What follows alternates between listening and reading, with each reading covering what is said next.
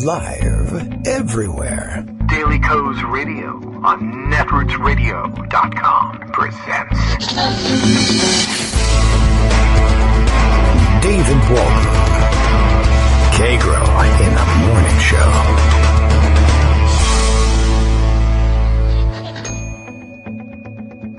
Now, here's David Waldman.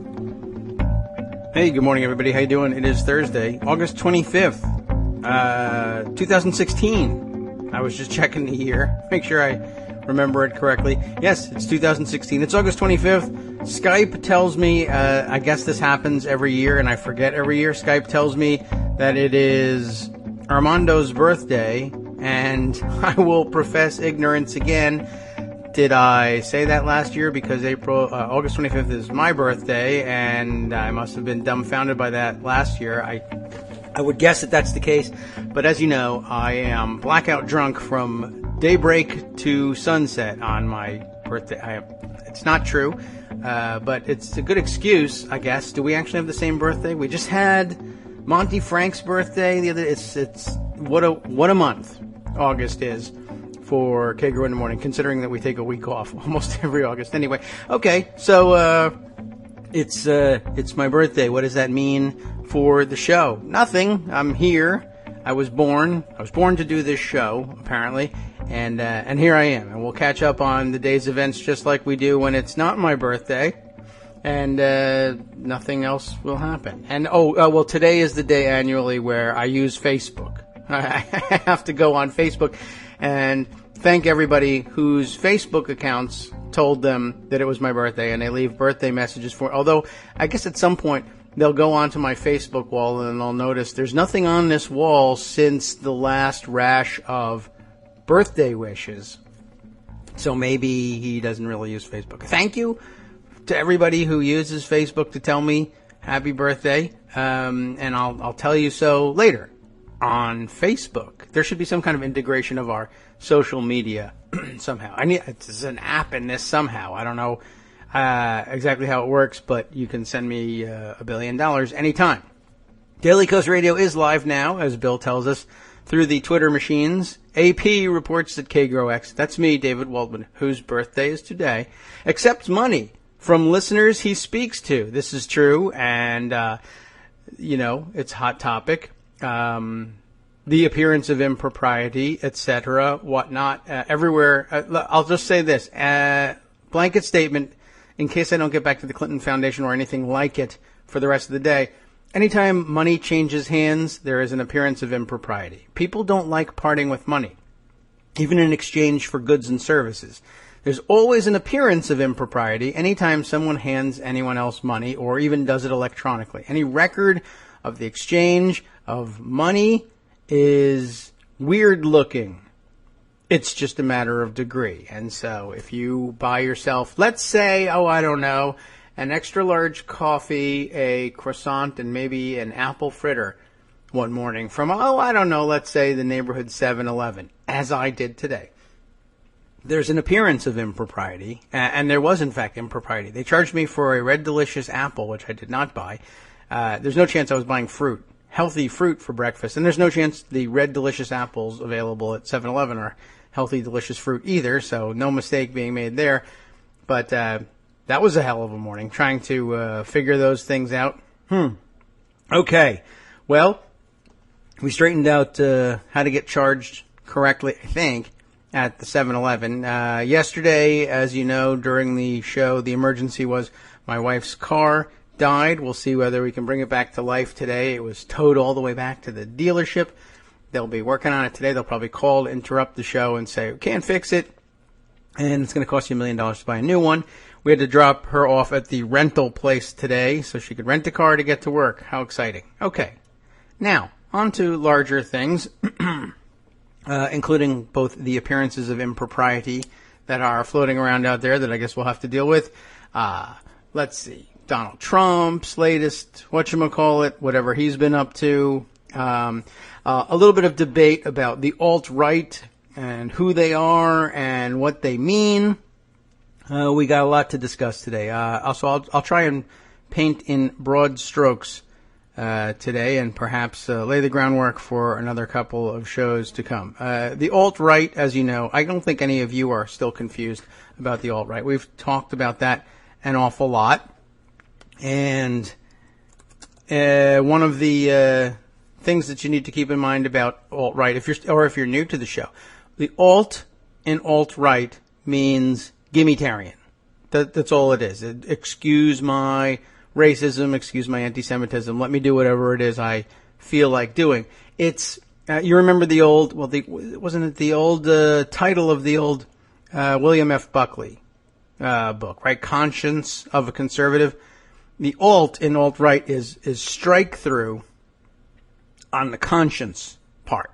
That's all it is. It's just gimmitarian right. I'm against immigration because I see that a lot of people around me are angry about immigration, and I know I can use that, but I either hire illegal immigrants or I'm okay with the immigrant ladies who clean my house, or it would be fine with me if they're good immigrants, like I know them or they do things for me, or I know that they are conservatives and hate other immigrants just as much as I do. Those are the good ones, and those are the ones we're going to keep, you see?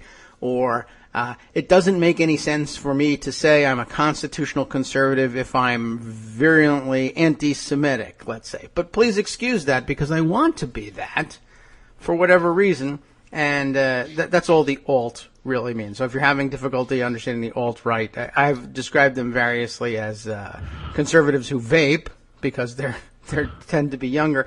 All it means is that they're basically gimmitarian, and they would like you to know that it won't bother them if you catch them in a logical contradiction, because screw you.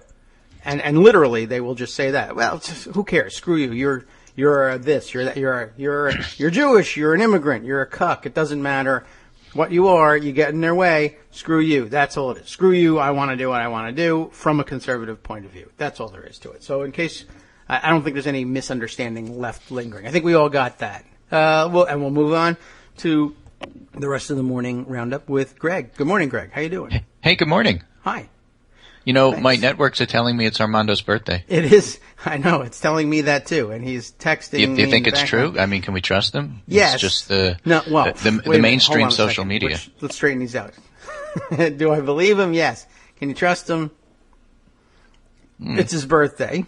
It's his birthday. We'll trust him on his birthday. Yeah. All right. No. We did nothing, this last year. I'm sure. This is a no bashing Armando free zone today. It's his birthday. He deserves it. Right. And I'm sure. Actually, I should Tomorrow scroll we'll back see.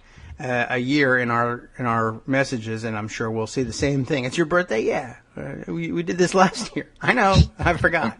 Yeah. Well, whatever we said last year still applies. Probably. Happy that. So my pundit roundup today. Yes. Was mostly about the significant pushback on this fake Clinton Foundation scandal and the botched AP story. Right. It seems pretty clear that they got it so wrong that they're just going to have to do something. I'm guessing it's going to take them 4 or 5 days. Yeah, that was a little surprising to see that. I mean, it's not that AP is immune to mistakes, but they're usually, what do they call them? Journalists. And they're pretty and they generally correct it in 2 or 3 hours and fire the reporter, except not this time. Yeah. Oops. Yeah, I didn't really read through their report all that closely, but yeah, essentially the tweet was wrong. They got the numbers wrong. Then they have a justification. Let me give you a sample of some of the things going on here.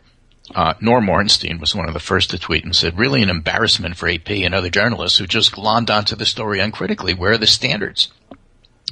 Charles P. Pierce has the topic is the Clinton Foundation and the new emails released by the rat-effing legal operation known as Judicial Watch, which got the AP all a-quiver. Here's the simple answer to that. No quid pro quo, no pay for play. No matter how many respected people want to believe it's there, it's not there. And I've got some fairly long tweet storms from Jon Stewart and Tom Levinson about this, gist of which is the Washington Post wrote about 3 high-level donors seeking access to Hillary Clinton. What was the result of the effort? 1 got a meeting and 2 got nothing. And the person who got a meeting was somebody who should have met with the Secretary of State because they were, like Crown Prince of Bahrain. It's like her job. And some of the other people that were in the small list, she had 1,700 meetings, and and the 59 or 60 or 70 that they're quoting were non-governmental outside people who were foundation donors, included people like Elie Wiesel and Dikembe Mutombo, NBA former star who has a charity in Africa. I mean, these are good people who she ought to be meeting with. That's part of her job.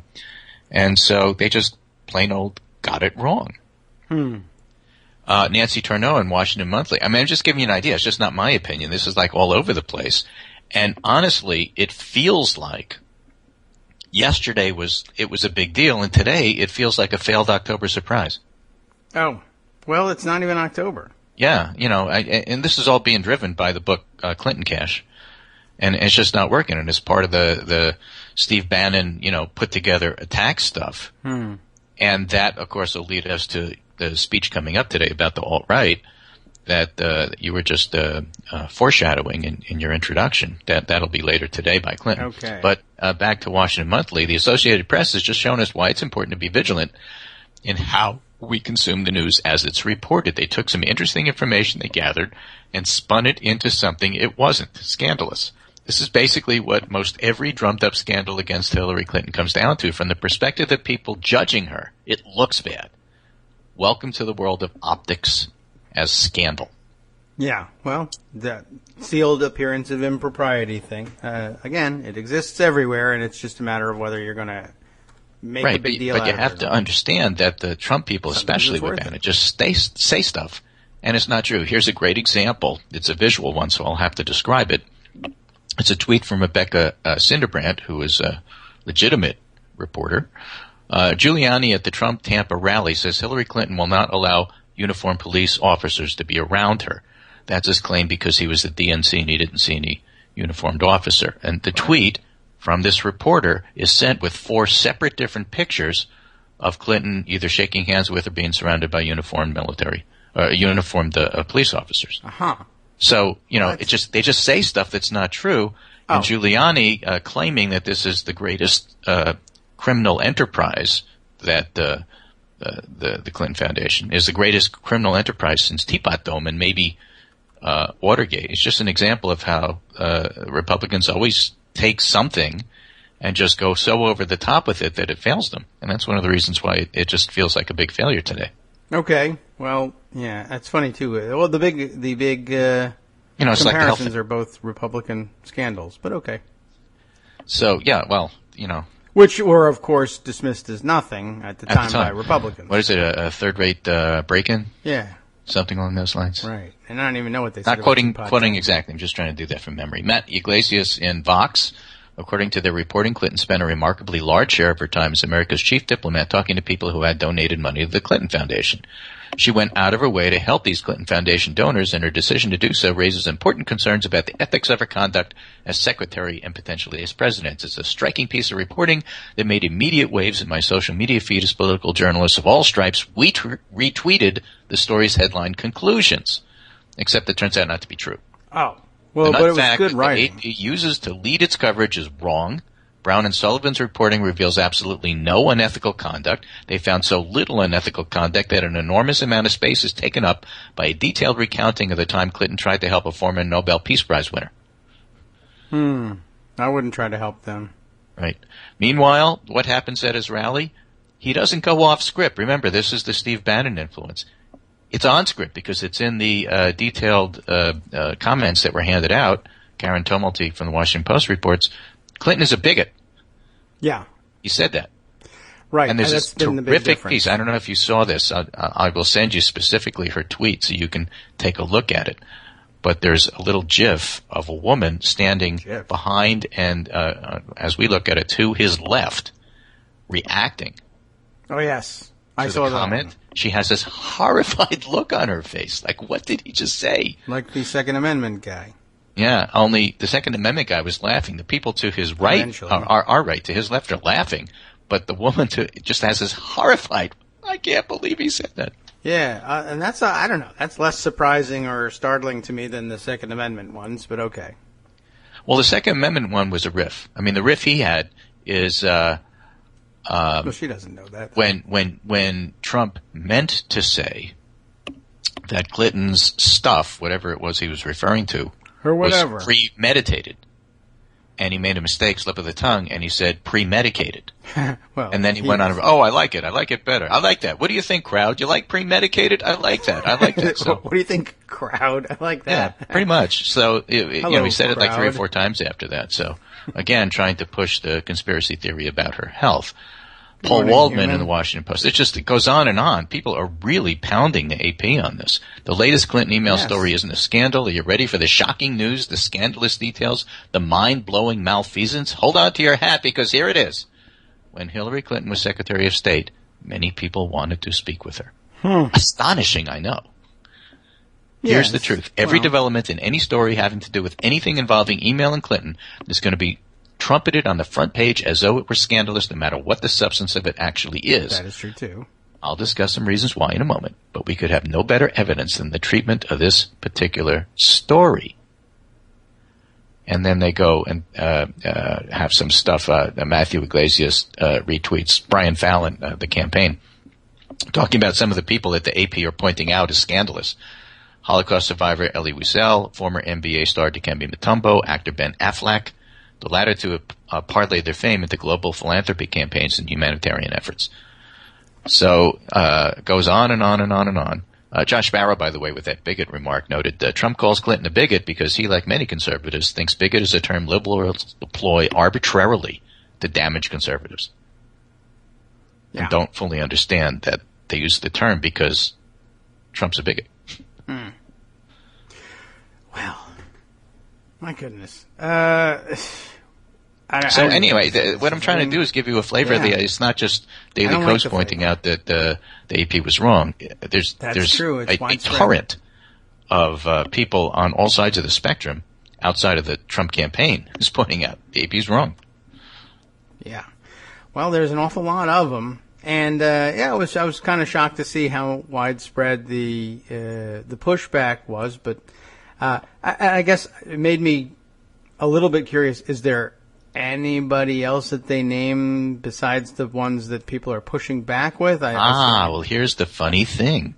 So the Clinton campaign demands that the AP release the full list of everybody so that they could go over them and see who they're talking about. They have that, and it's not AP printed? Refuses. AP says we're not done with it yet. Clinton campaign says if you're not done with it, then why did you publish it? That's true, too. Finish reading. I don't know. I mean, I guess I know they have the pressure to be first to press with it. But what list did they get? This is a list of everybody she met with? They did a Freedom of Information with State Department asking for her calendar. And so they've freed been up given certain but not complete calendar pieces. So they're trying to use the calendar pieces that they have. And one of their claims is they don't have everything. Oh, I see. But they're not going to show us the stuff they got through the Freedom of Information Act. That's great. I mean, I guess they think that it's interesting how it so quickly became proprietary information. Right, you got it because it was public and free. And yeah, can we can see have it? it, but no. you can't have it.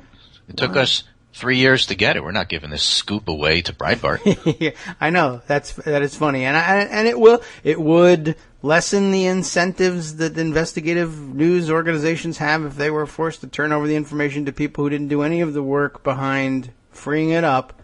But it is a little weird to say. It is. Also, you'd want, it's like attacking the foundation but not asking the foundation to respond. If you're going to write a story, give the list back to the campaign so that they can at least comment on it.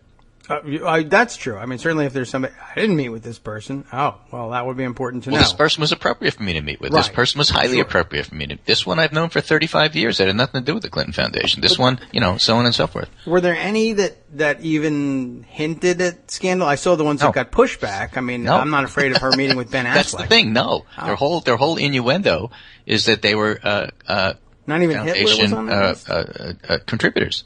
Well, there's 7,000 foundation contributors, and 1% of them met with Clinton. The 1%. Again, see? The 1% something. Yeah, all right. Well, that is the flip side of the story. Lots of people gave money and didn't get a meeting. Lots of people didn't give money and didn't get a meeting. Lots of people didn't give money and did get a meeting.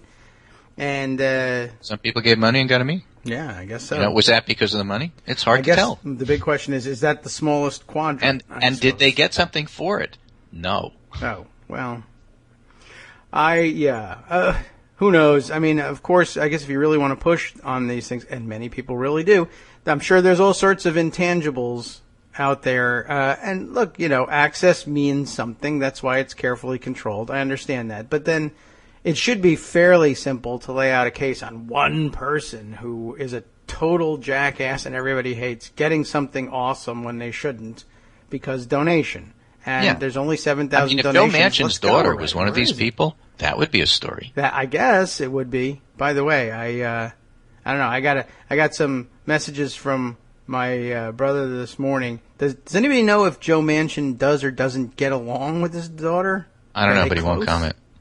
He won't, huh? I saw an official. We will not comment on this. Well, I wouldn't either if I were him, and that's going to be really uncomfortable because I did see in the article we read through yesterday. So Senator Amy Klobuchar calling for a probe, and that's going to make and things also difficult Susan Collins. I mean, the two of them. So it's it was bipartisan. Now we know because Susan was troubled, deeply concerned and troubled. Right? Yeah. Well, I'm calling for a probe. I'm troubled by this, yeah. But that's okay. It's good to have a probe. And interestingly, because Hillary Clinton actually brought it up yesterday and said it ought to be looked into, not only did the company stock drop, yes, but this morning, they're now offering a discount coupon, $300 off your $600 EpiPen. Oh, the EpiPens. Okay. Well, if there's a discount coupon for the stock, I'd take it. No, for the EpiPen. So if you can't afford it, here's this card that you can get half price. Half price. Half price is still twice what it should be. Yes, that's true. And, of course, with the reduced revenues, some of you floor sweepers have to be fired. Right. But anyway, so that's what's happening with that. Other things in terms of Clinton that I think are worth mentioning is that she called into CNN for an interview yesterday. I sent you the text of it. It's as a picture. And they say, you can't call in. We don't allow that. A tweet from Dan Merica. Not Dan America. Everybody wants you to Captain think that's what his America. name is. It's Merica. Dan Merica. Changing my and name here is the America. quote. He kindly wrote it down. She was asked about the email stuff. And what about Colin Powell? Colin Powell seems to be distancing himself. Yeah. Now remember, she didn't bring up Colin Powell. The FBI had it in notes, sent it over to Congress, and magically, suddenly, Colin Powell is being cited as a reason for why she did this. Yeah, and he's unhappy about that. Yeah, but then he said, I'm not commenting on it further. So here's a quote yesterday, which is interesting because, this is one of these things that you wish he would have said a month ago. I had the utmost respect of Secretary Powell, and he was incredibly gracious and helpful after I was nominated and before I took the job.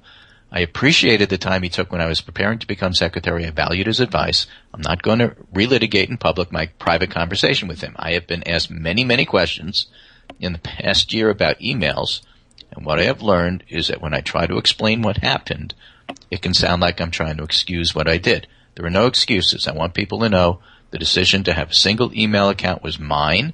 I take responsibility for it. I apologize for it. I would certainly do it differently if I could. Okay. But where's the part where we burn her?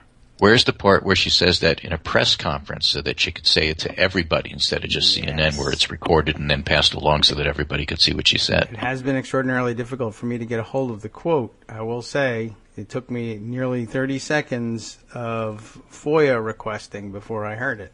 Yeah. Anyway, so it was interesting, and there's some interesting interviews going on at the same time, so I didn't hear them all. Trump, of course, was on Hannity, dancing around immigration. We'll get to that in a second.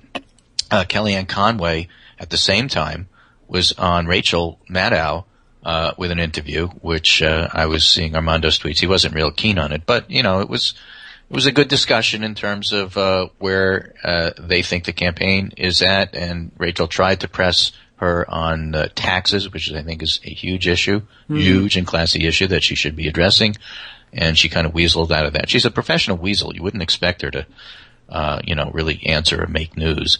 But it was interesting. And then while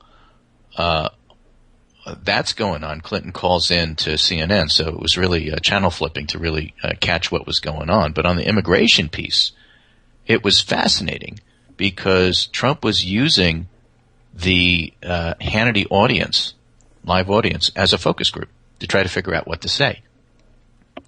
And he was trying things, and he'd throw something out, and he'd see the reaction from the crowd, and he would play off that to try to say something else. It's the Kodos and Kang Yeah, pretty much. So it was fascinating. So Politico has this piece, Trump's baffling immigration wobbles. Immigration law buffs say his comments don't make any sense, and that explanation probably is why. Trump's gentler language came after he elevated respected Republican pollster Kellyanne Conway last week to be his campaign manager. He'd been planning to give a policy address on immigration on Thursday, only to have the campaign postpone it indefinitely a few days ago. It's a complex issue, and to get the solutions right, to come out with a specific plan should not be rushed, Conway said. He's only had a year. It's only been the core of his entire campaign. Right. Indeed, experts say Trump appears to lack the ability or desire to adopt the nuanced language associated with the immigration debate. And Brian Whitler has a nice piece about how Trump is not going to be able to weasel out of this. And Byron York over at Washington Examiner from the right. Trump team makes a mess of immigration. By the way, Ann Coulter's attacking him this morning as a traitor in a turncoat. Excellent.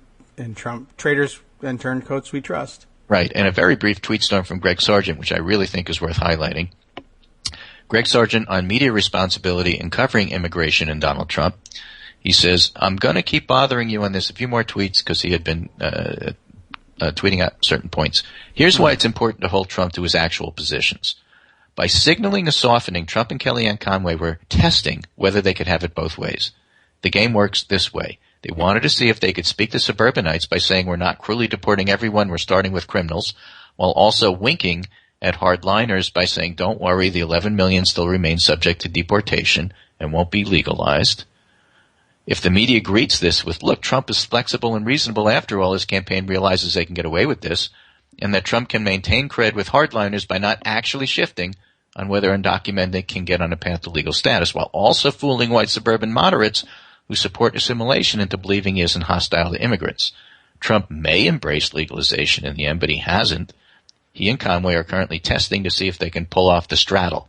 If we bear down hard on his actual positions, that might compel him to declare clearly whether he backs assimilation or not.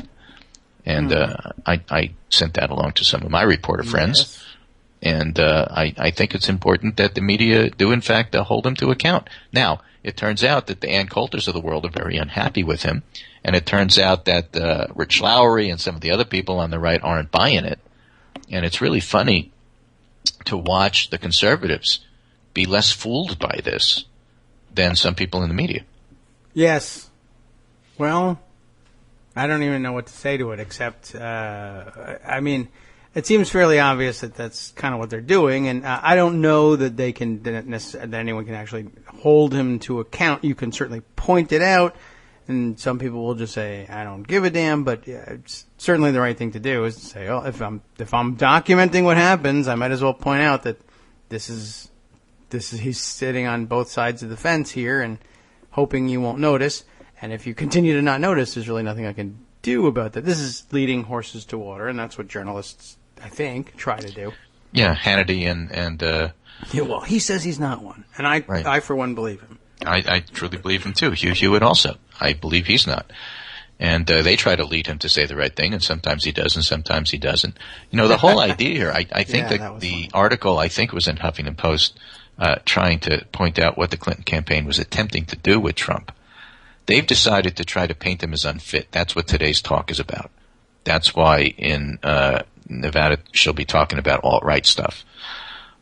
But it's useless and purposeless to try to talk about Trump as a flip-flopper.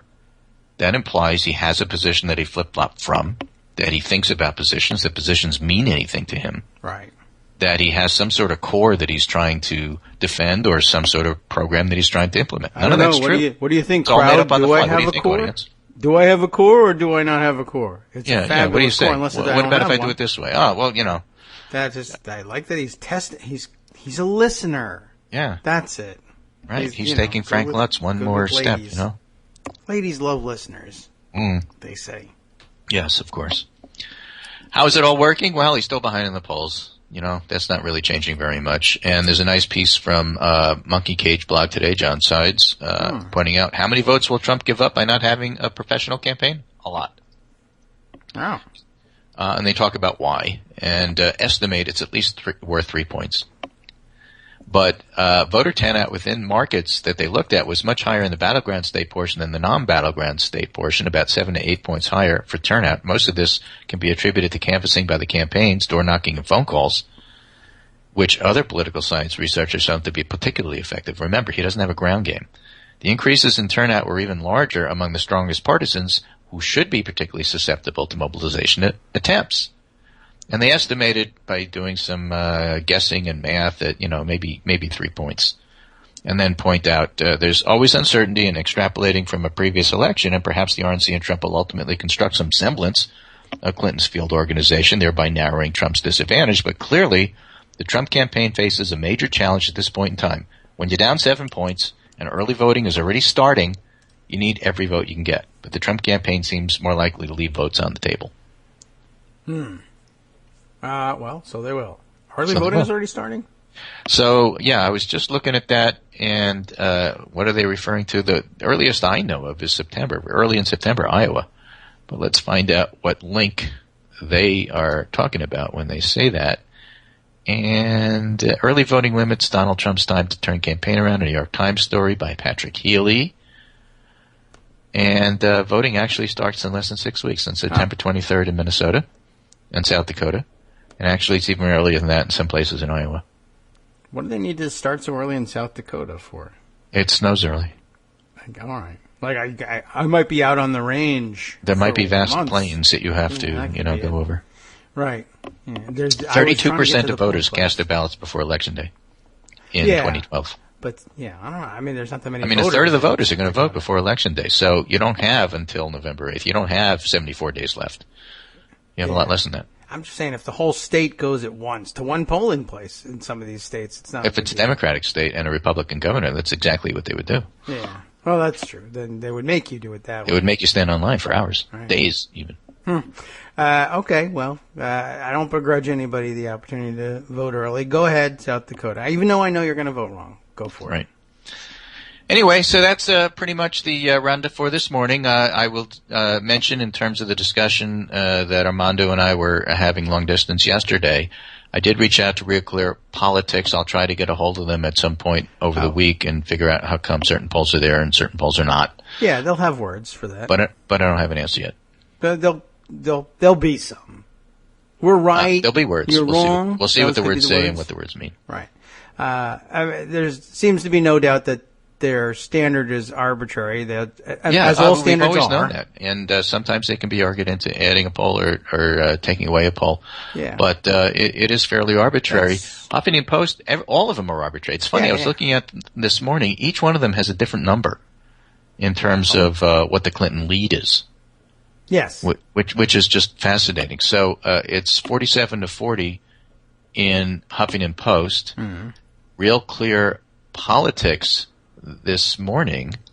Let's see what the president, they don't make it easy to go find, but here it is. Really? We're talking about the head-to-heads here, Trump versus Clinton.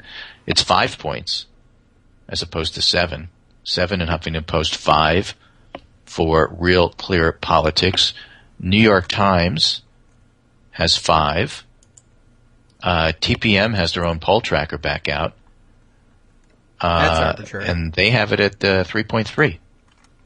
Yeah, things are going to be different. Partly because they include the USC LA Times poll. Uh-huh. And those that don't are going to have a bigger number. Yeah. And none of them have included Reuters yet because they haven't published the formal, slideshow PDF with the entire poll for the week.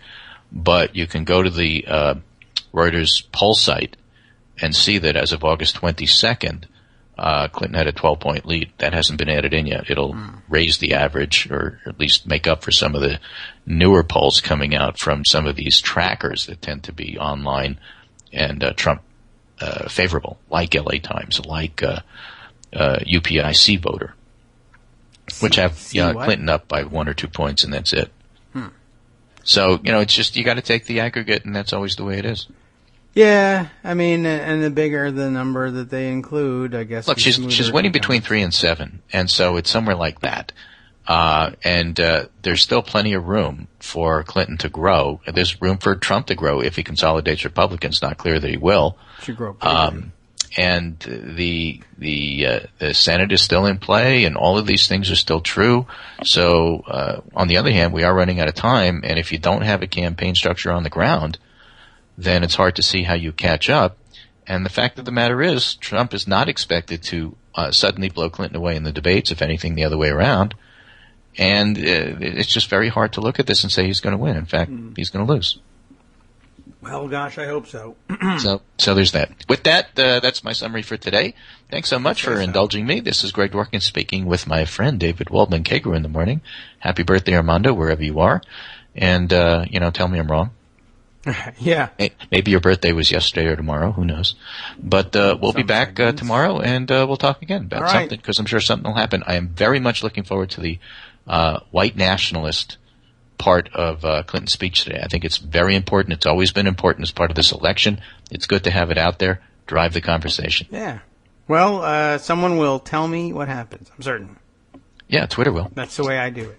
Right. Yeah, okay. And I might take care, and I'll talk to you tomorrow. All right, will do. Thanks a lot, Greg, and great start for today. We'll catch up on the bits and pieces. Let's see. I should have kept notes on all the things that I thought I should be spinning off from the conversation. But, well, I don't know. We'll start over again, I guess. Let's see. I'll take a look at first. I was scrolling down the front page this morning.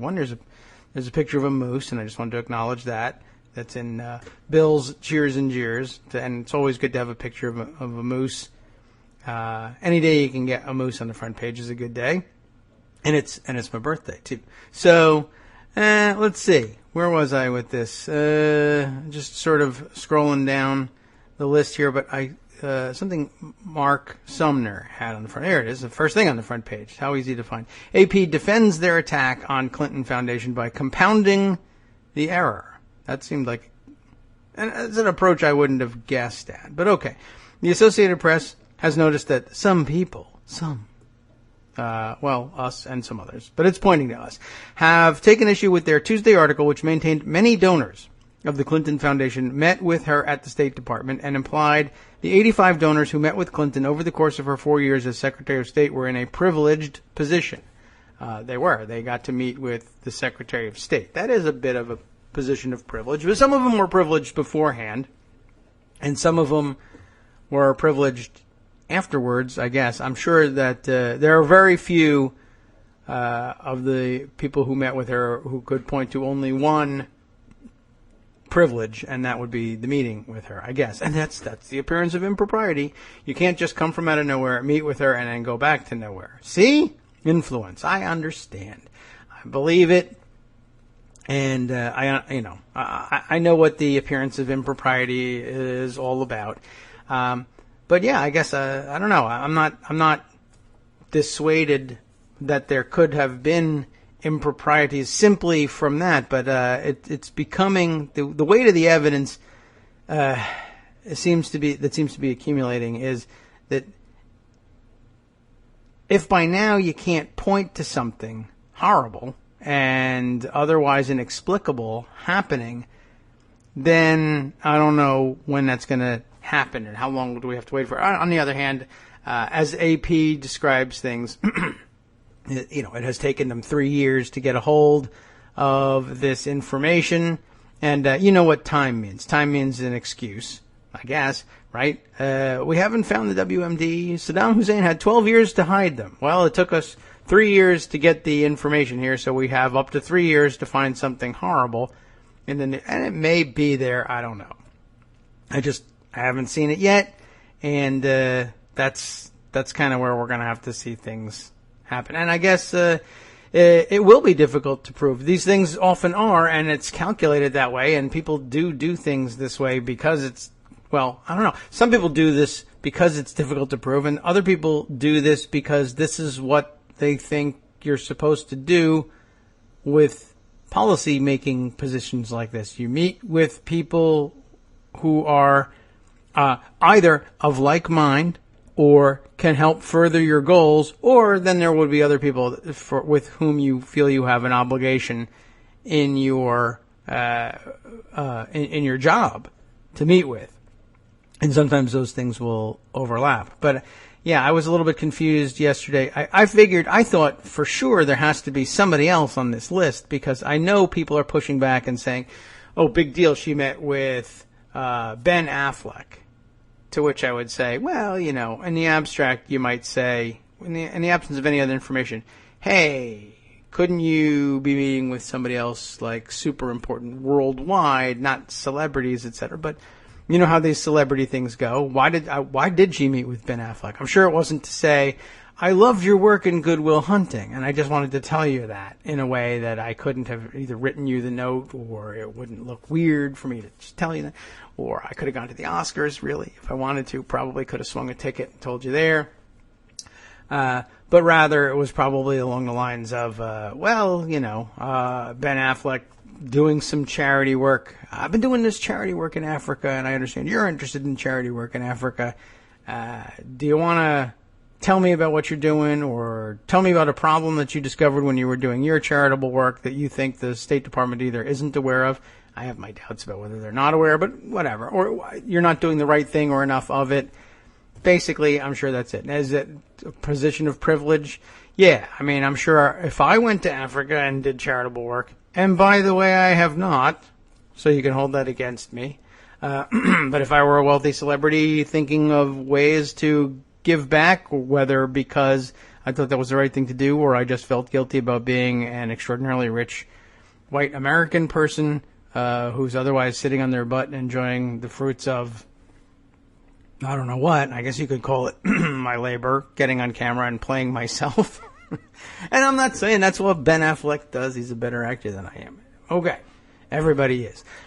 People do what they do. They get compensated differently for things. Now, money is changing hands, and there's an appearance of impropriety, sure, and there's more appearance of impropriety paying Ben Affleck for, in many cases, playing himself in a movie. But, again, I kid, and I kid because I don't know what I'm talking about.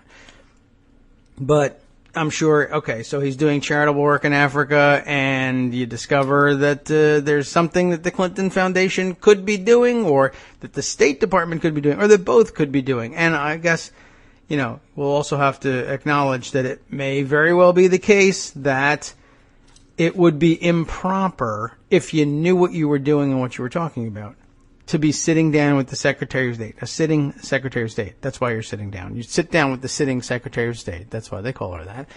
And you say, there's this terrible thing going on in a different part of Africa that I'm aware of because of charitable work that I've done, and you're not aware of because you're doing wonderful things elsewhere. So I wanted you to know that the Clinton Foundation could and should be doing this work over here. And she may very well be in the awkward position at that point of saying, if I had known that you wanted to talk about something that the Clinton Foundation should be doing, I would have directed you elsewhere.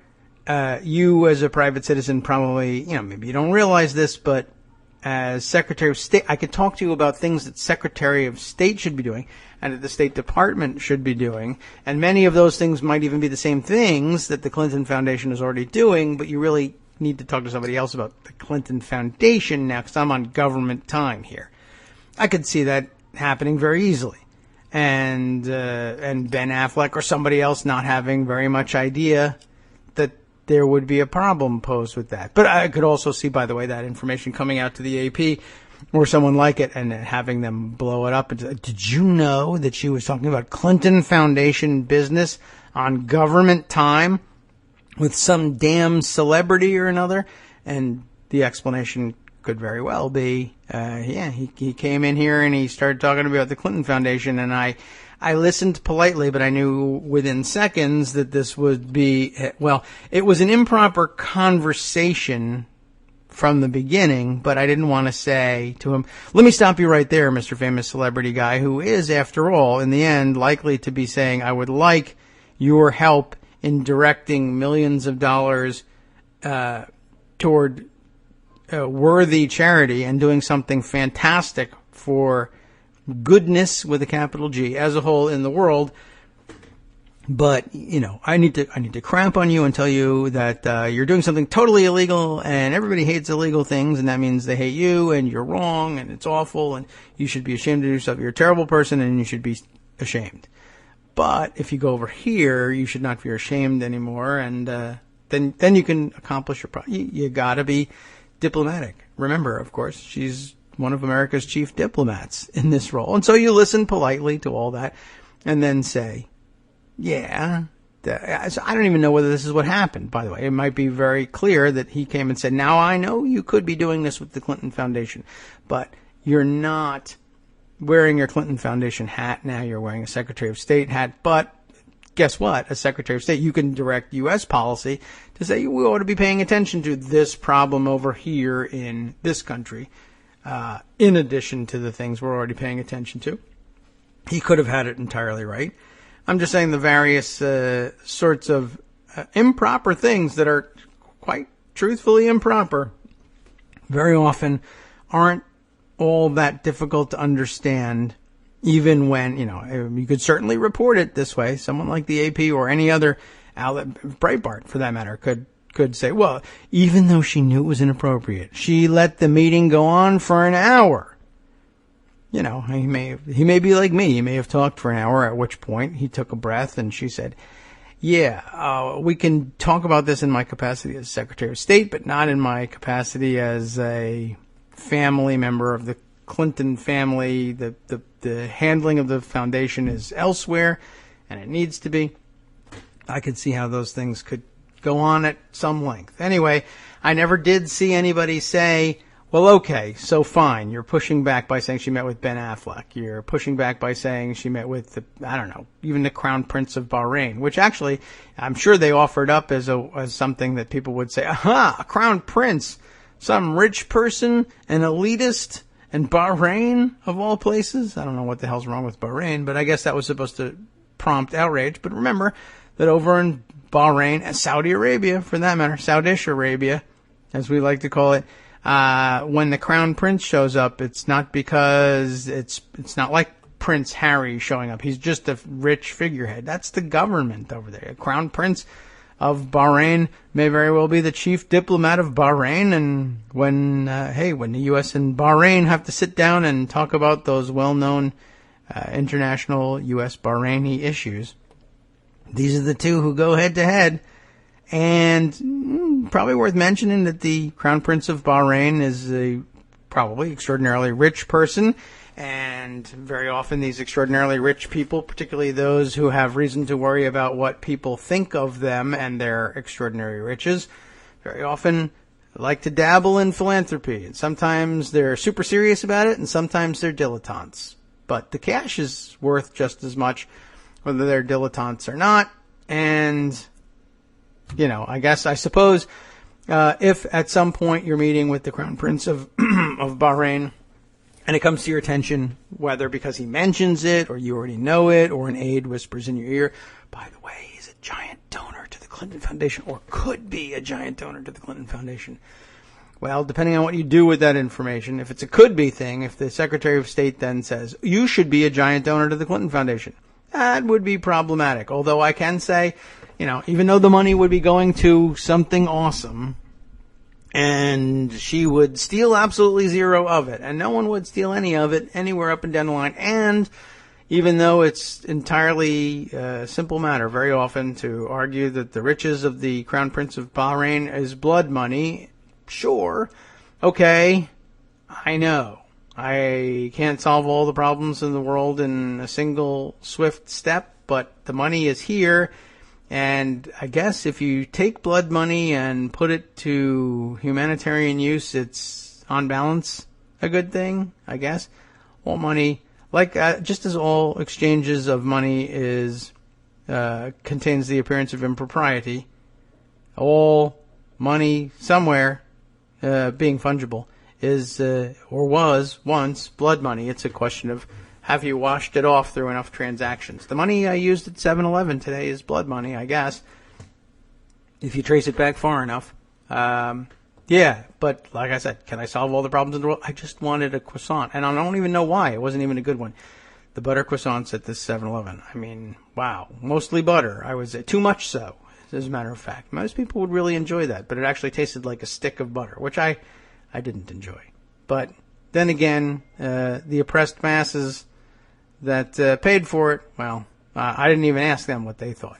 Anyway, I guess we'll move on to the rest of the article here and see if we can't figure out what we'll do for the rest of the morning. Let's see. Mark Sumner goes on to say it wasn't that there wasn't good information in the AP report. That's good news. Which ultimately shows no wrongdoing. It's that the lead of the story went beyond clickbait. See, blood money. They were after money. I knew it. Why did they want you to click on there? Because money changes hands when you click. And when money changes hands, there's an appearance of impropriety. And I accuse the AP of the appearance of impropriety. And don't we think really that even the appearance of impropriety should be avoided? They really should not have published the story. By publishing, they make people click. By clicking, money changes hands. And if money changes hands because people clicked on a misleading headline, wow, that's fraud. If you read it broadly enough. Not that we really need to prevent them from printing anything like that. That would be ridiculous and anti-American.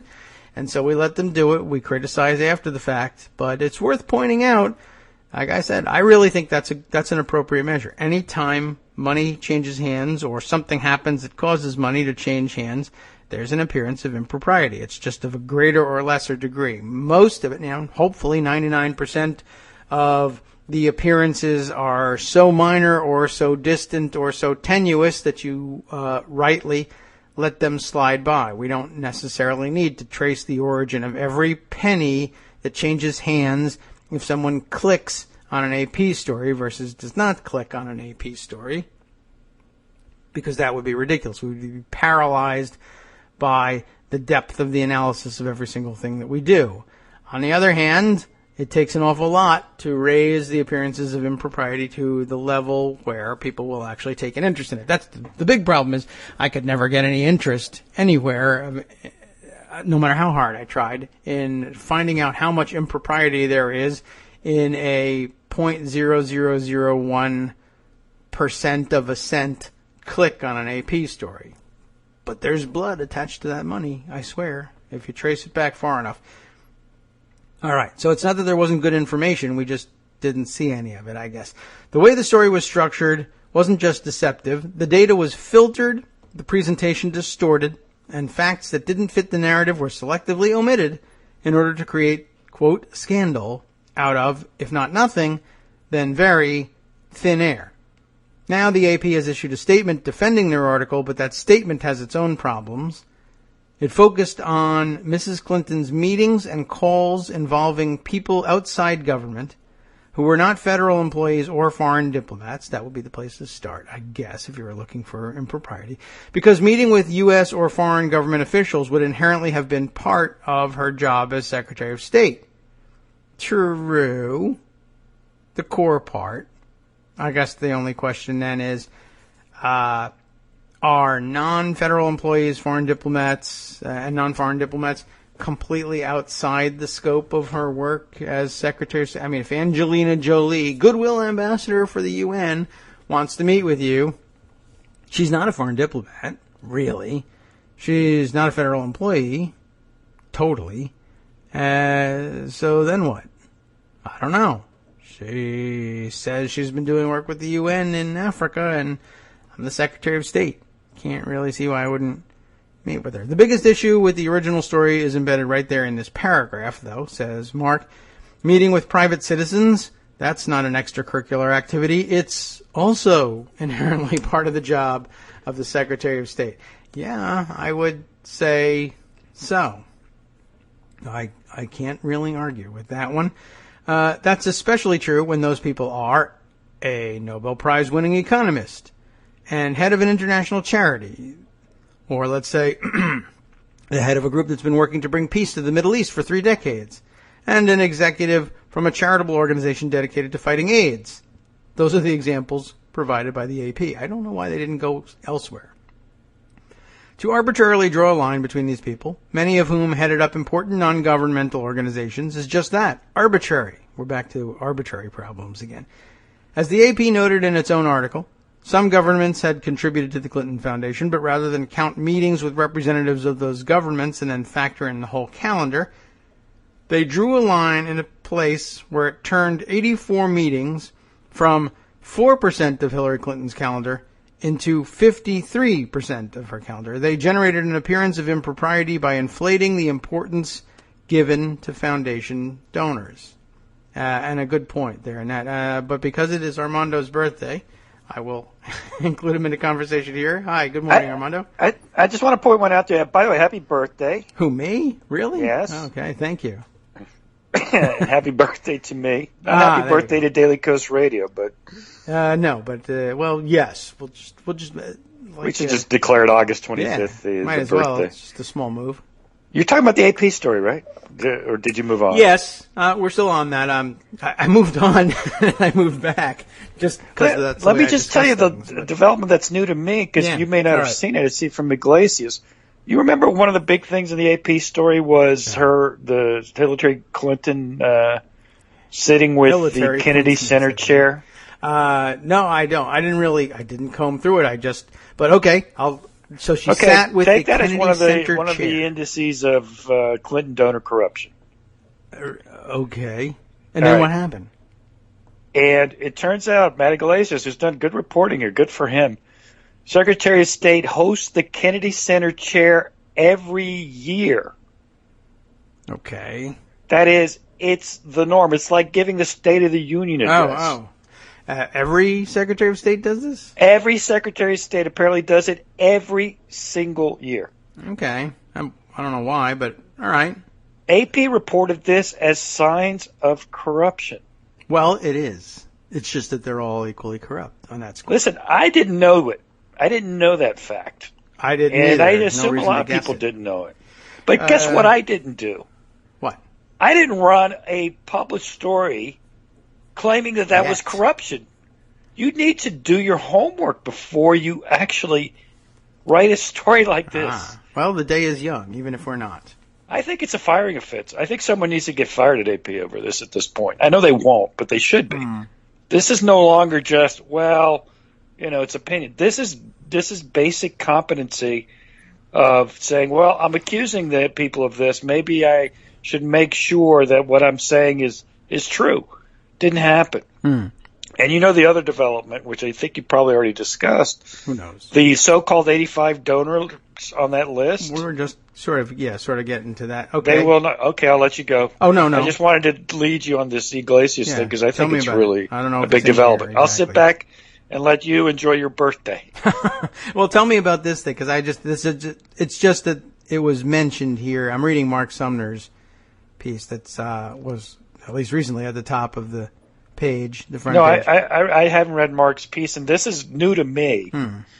So I assume, and I followed the story really closely, so I assume it's new to everybody else. I just see the mention of the figure of 84 in this story. But so tell me what was the Iglesias? 84 thing? That's yesterday. This was reported that the Clinton Foundation, the Clinton campaign, saying, listen, we don't know who these 84 people you're talking about are. We don't even know how we can respond with if you don't tell us who you think is these corrupt people. We know Eunice, and then they figured out it was Elie Wiesel was another one, and I forget who the third one was. So they sort of figured out a few people of the 85. But they asked, give me the list of who you're talking about so we can figure out what it is, so we can either demonstrate to you that this has nothing to do with it. Yeah. And the AP refused to turn over the information, which is funny. Yes, a media organization refusing to turn over information. Well, they worked very hard to get it, etc. We got to incentivize. What do you mean? They read a story, David. Yeah, I know. No, I mean, I'm coming up with the best excuses I can, just to demonstrate the complexity of the whole situation. I mean, but it does, in the end, it seems ridiculous to me to say, well, we're writing this story because transparency is so critical. Can I see your information? No. Okay. Well, that seems odd. Do you have an explanation for that? Well, yes, actually, as it happens, I do have an explanation. I spent 3 years on developing some of this information, basically drumming my fingers, waiting for FOIA requests to come through or what have you. But if you grab it away and give it to every news organization, what's the incentive to file FOIAs and fight their way through the courts as sometimes is necessary? Okay, I get you. But at what point are you going to tell us what the bad thing is so that we can say, oh, that either is or isn't bad? I don't know. David, it's a convention of media, and anybody who saw All the President's Men will remember this.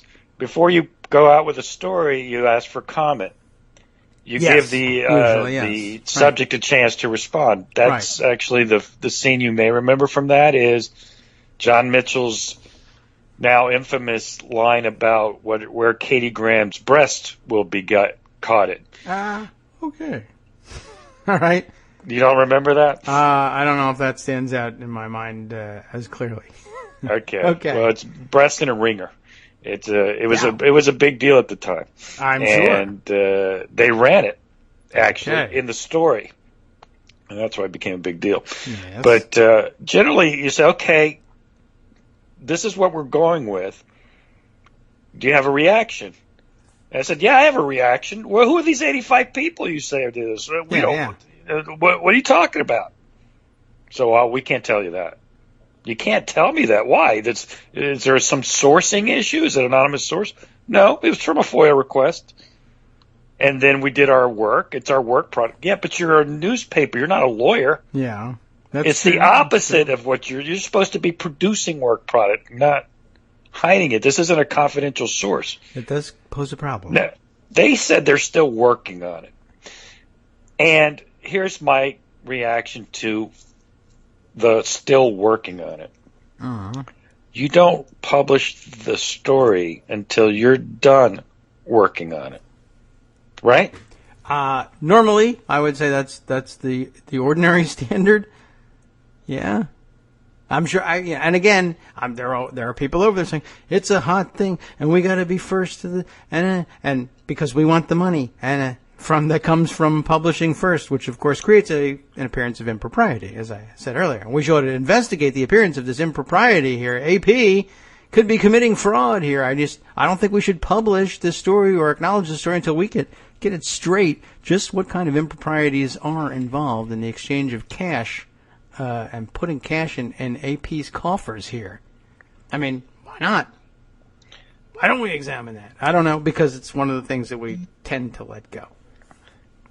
Again, and then you have things like, and as Matt Iglesias points out in this tweet you've probably seen by now, Secretary of State hosts the Kennedy Center chair every year. Yeah, of course. AP reporting Clinton doing it as corruption. They clearly did not know that this was a yearly thing that the Secretary of State did. Yes, let's be honest. That's probably true. And to which I would then add, I guess if I'm assigned to the hot Hillary Clinton is corrupt story, and that's where the root of the problem lies. Give me a Hillary Clinton is corrupt story. Okay, I'll be working on that. So from that standpoint, look, she's meeting with the chairman of the Kennedy Center. And I never knew that they met every year, and they didn't. So you run with that. Except that's one of the things that finishing the story would have prevented you from claiming was corruption. You call and say, "What about this?" And they say either. And you know what? Frankly, probably people at the campaign wouldn't even know that they meet every year. And I don't even know whether Clinton offhand would be able to say, yeah, that's something every Secretary of State does every year. It's just, I don't know, I did it, and it doesn't seem like a big deal because what the hell, what's going to go wrong with that? What, are we going to give them nukes? What do you mean?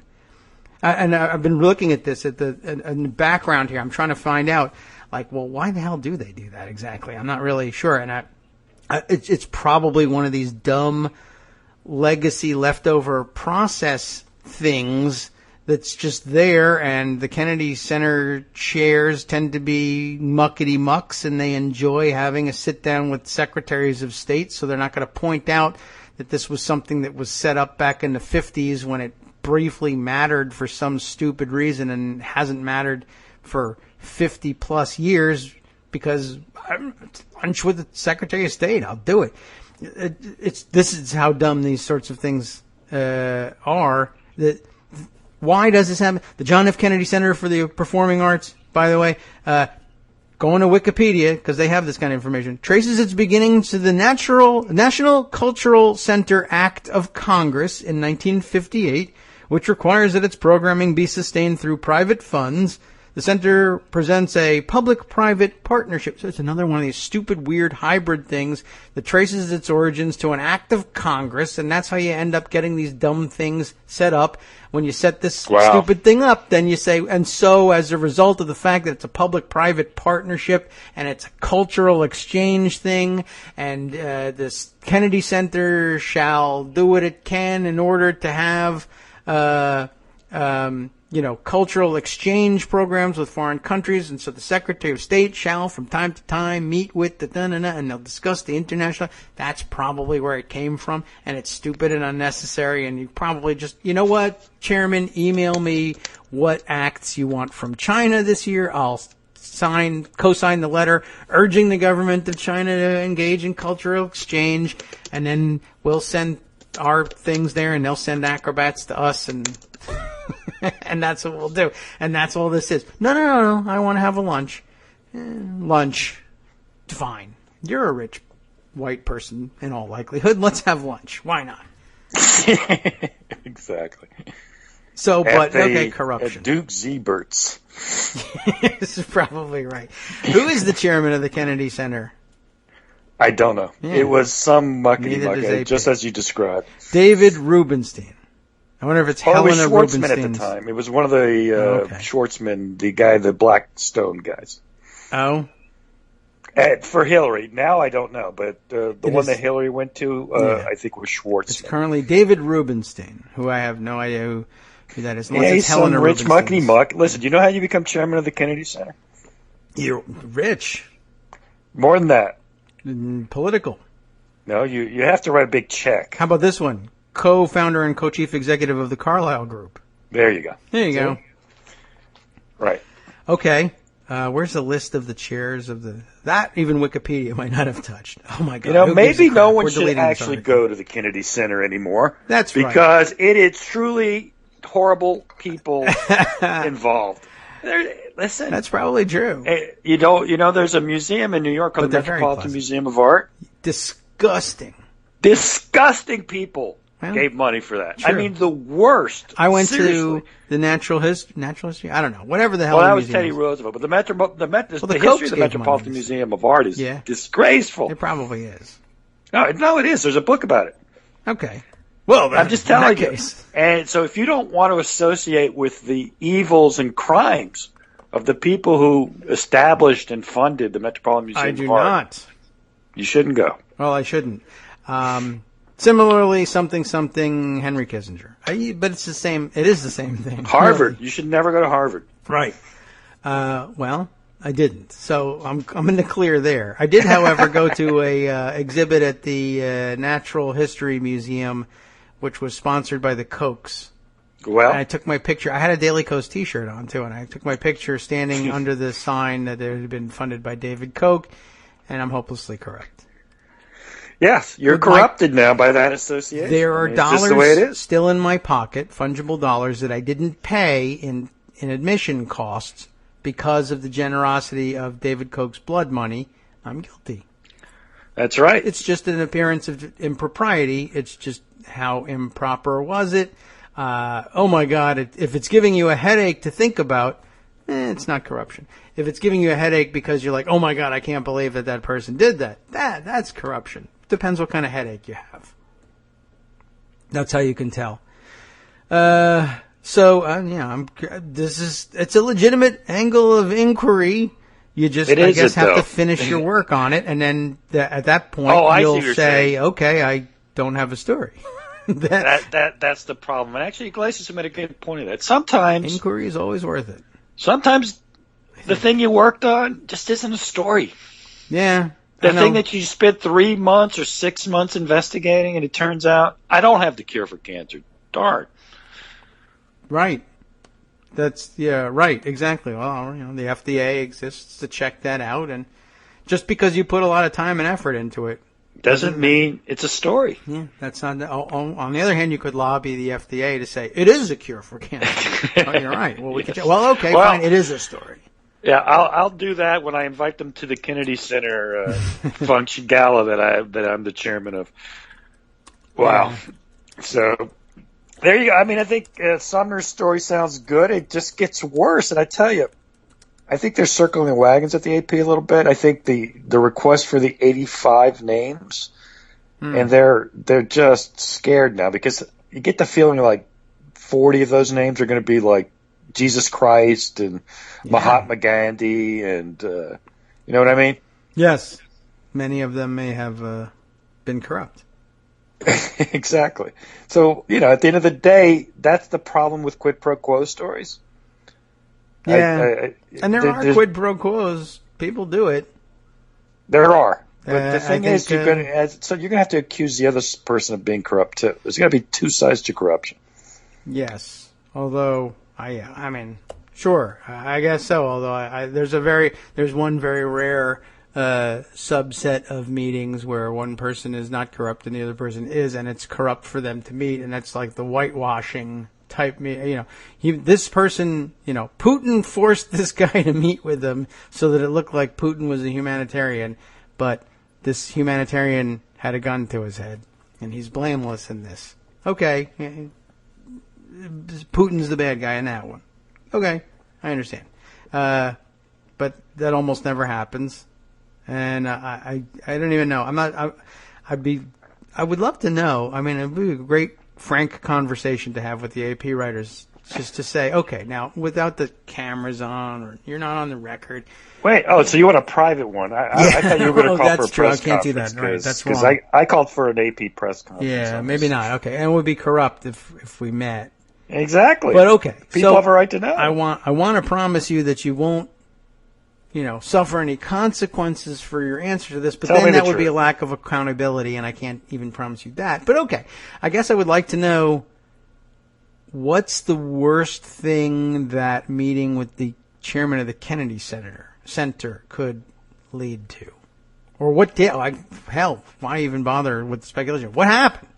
What was the thing here? Or if you want to expand it into what could have happened. The meeting was the corruption. Yes, because she could have gotten tickets to Sheer Madness at a discount, which really the fact that is it still running? I don't even know. That was a corrupt program. Now, I guess there's a way of looking at it, and of course it doesn't work because you just told me that these are all creatures of congressional acts, which was she was favoring the Kennedy Center with her presence in exchange for payments of money to Hillary's corrupt charity. Yeah, and I could certainly see it happening with the right people. You never know, so it's always worth asking. And you could turn it into that, well, we have this opportunity to meet because we have to, because governmental, but hey, you're a rich guy, that's how you got to be chairman. That means you probably have a charitable foundation somewhere. Couldn't you put a couple of bucks into the Clinton Foundation? That would be great. And by the way, my family would like better seats at the Kennedy Center honors this year. Oh, sure, we can make... And you know what? It probably does happen. It never is spoken aloud because when it comes to... And it doesn't need to be, because when it comes time for the chairman of the Kennedy Center to say, sir, we have to sit down to work on the stupid seating arrangements for Kennedy Center honors again. Yeah, I know. Somebody complained that they were in lousy seats last year, and they really do deserve better seats. Well, you can't put the Secretary of State that far back. Fine, move them up. Besides which, her husband is previously president. It's going to be great on TV. PBS likes those shots. Move them up. Wow, corruption. All right, they got better seats. They're only a past president and sitting Secretary of State in Washington. They only had to travel 15 minutes to get here. I tell you, though, it's working back in my brain a little bit. And I think, none of this violated the rules that were created for the Clinton Foundation when Clinton became Secretary of State. Because those rules were really geared towards something a little different, which was undue influence by foreign powers on the Secretary of State. And I think maybe it was you or I who talked about what's the susceptibility of, graft and corruption from the Secretary of State, since there's not much to give. And the focus, and I remember now, as I look back at it, Lugar talking about, well, what if Putin gives the Clinton Foundation $100 million? Are you going to go easy on Russia, i.e. do a reset or something like that? Of course, we all know the president makes those kind of calls anyway, but at least there's a theoretical thing that's going on terms of foreign donors. So I think there was I don't know the exact rules. In fact, maybe I should do what the AP didn't do, which is actually do some research and figure out what it is that those rules were meant to address. Yeah. But that's how I recall it more. Now, the Kennedy Center, you and I are just going through these scenarios of, I get to have a meeting, or you're going to do me a private individual in Washington, D.C. a favor. But, the favors were, give me a job interview for my son. Yeah. Right? Pedestrian nonsense. Right. And it's those things do happen, and they're unfair. It seems to happen whether people give money or not. It's who you know. They tend to do that sort of thing. And now I'm actually interested in David Rubenstein.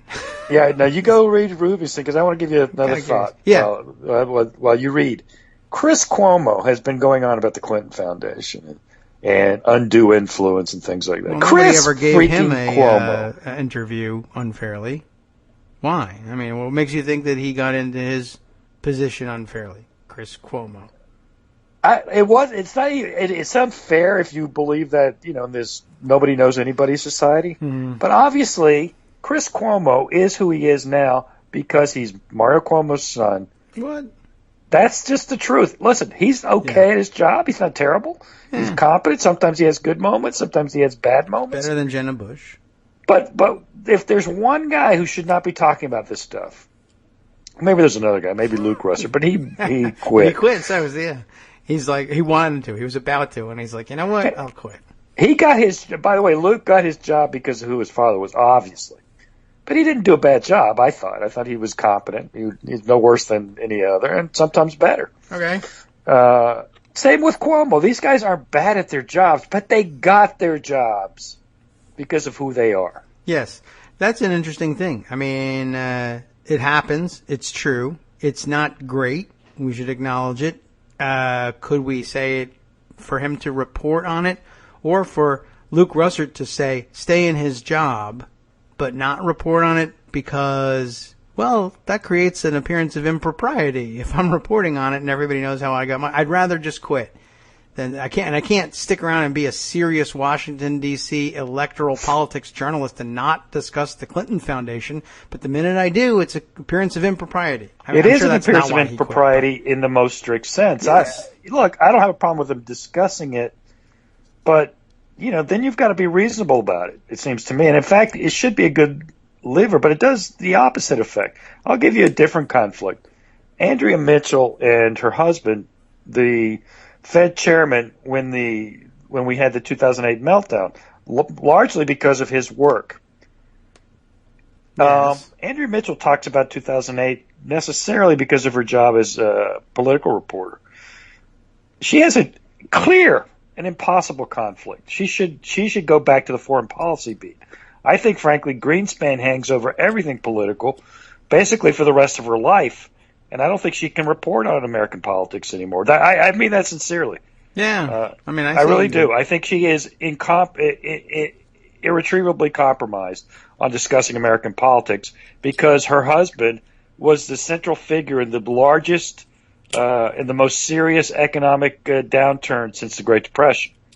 How can she be not conflicted out in discussing anything like that about financial reform, Dodd-Frank, all those things? It's impossible, isn't it? Yes. But then you have Corey Lewandowski on CNN. Oh, well, but that's not a problem. Yeah, yeah, there's nobody. And I mean, that's also an inherent problem in political reporting. You want people who, as they say, know where the bodies are buried, but that knowledge conflicts you out. But what the hell? We're going to have nobody on here. You can't have know-nothings. I'm about to say this, and you can't have know-nothings on the air discussing American politics. They won't know what the hell they're talking about. Everybody's laughing now. That was the funniest thing I've said all day. But so you hire people who know this stuff, but that's inherent conflict. So some of which we put up with. unless you can prove a quid pro quo. And even then, suppose you can prove a quid pro quo. Your neutral analyst for the current election is under contract not to disparage one of the two campaigns. And in fact, the only campaign he knows anything about, the only bodies he knows the location of, he's not allowed to tell you. By You contract. know, we're the most trusted name in news. It's a disgrace, and I know they have to be. The reporter's got to feel terrible about this. But Zucker. He does whatever he wants. Yeah. Gimme-tarianism. He gets to do whatever he likes. Well, this is, this is part and parcel of this. And so if you were wondering, here now I'll tell you about David Rubenstein. This has nothing to do with anything, really, but you won't get it on any other show. But you wanted to know what kind of person becomes the chairperson of the Kennedy Center. And I can find no way to find the past chairs readily. I could do some offline searching after the show. Rubenstein was among the initial 40 individuals who have pledged to donate more than half of their wealth to philanthropic causes or charities as part of the Giving Pledge. Is that, what's his name from Microsoft's thing? Bill Gates, yeah. Bill Gates and Warren Buffett together. So, Is Bill Gates an awesome guy? I don't know. Is Warren Buffett an awesome guy? I don't know. But one of 40 people in the entire world that I guess they knew well enough to sit down and have lunch with or have a meeting with, corruption, he's doing it. So he sounds like an awful person right off the bat. Now, on the other hand, like I said, he was co-founder and co-chair of the Carlyle Group, which we're all programmed as progressives to think of as, oh my God, George H.W. Bush and weapons and also, it's awful. It's terrible. It's blood money. I mean, Carlyle Group made a tremendous amount of money wringing blood out of a lot of people, but he is giving half of it away. So, I don't know where to put him. He has made large gifts to Duke University. That's it. Goes to hell for that. Duke University, Harvard University. Oh my God. Which, by the way, now every graduate of Harvard is tainted. Iglesias, you're fired. Who else? Go down the list. Johns Hopkins University. Okay, well, that's easy enough to do. Ben Carson, you're fired. University of Chicago Law School. Adam, sorry, you're fired. And the National Park Service, which also has a birthday today, by the way. Happy birthday, National Park Service.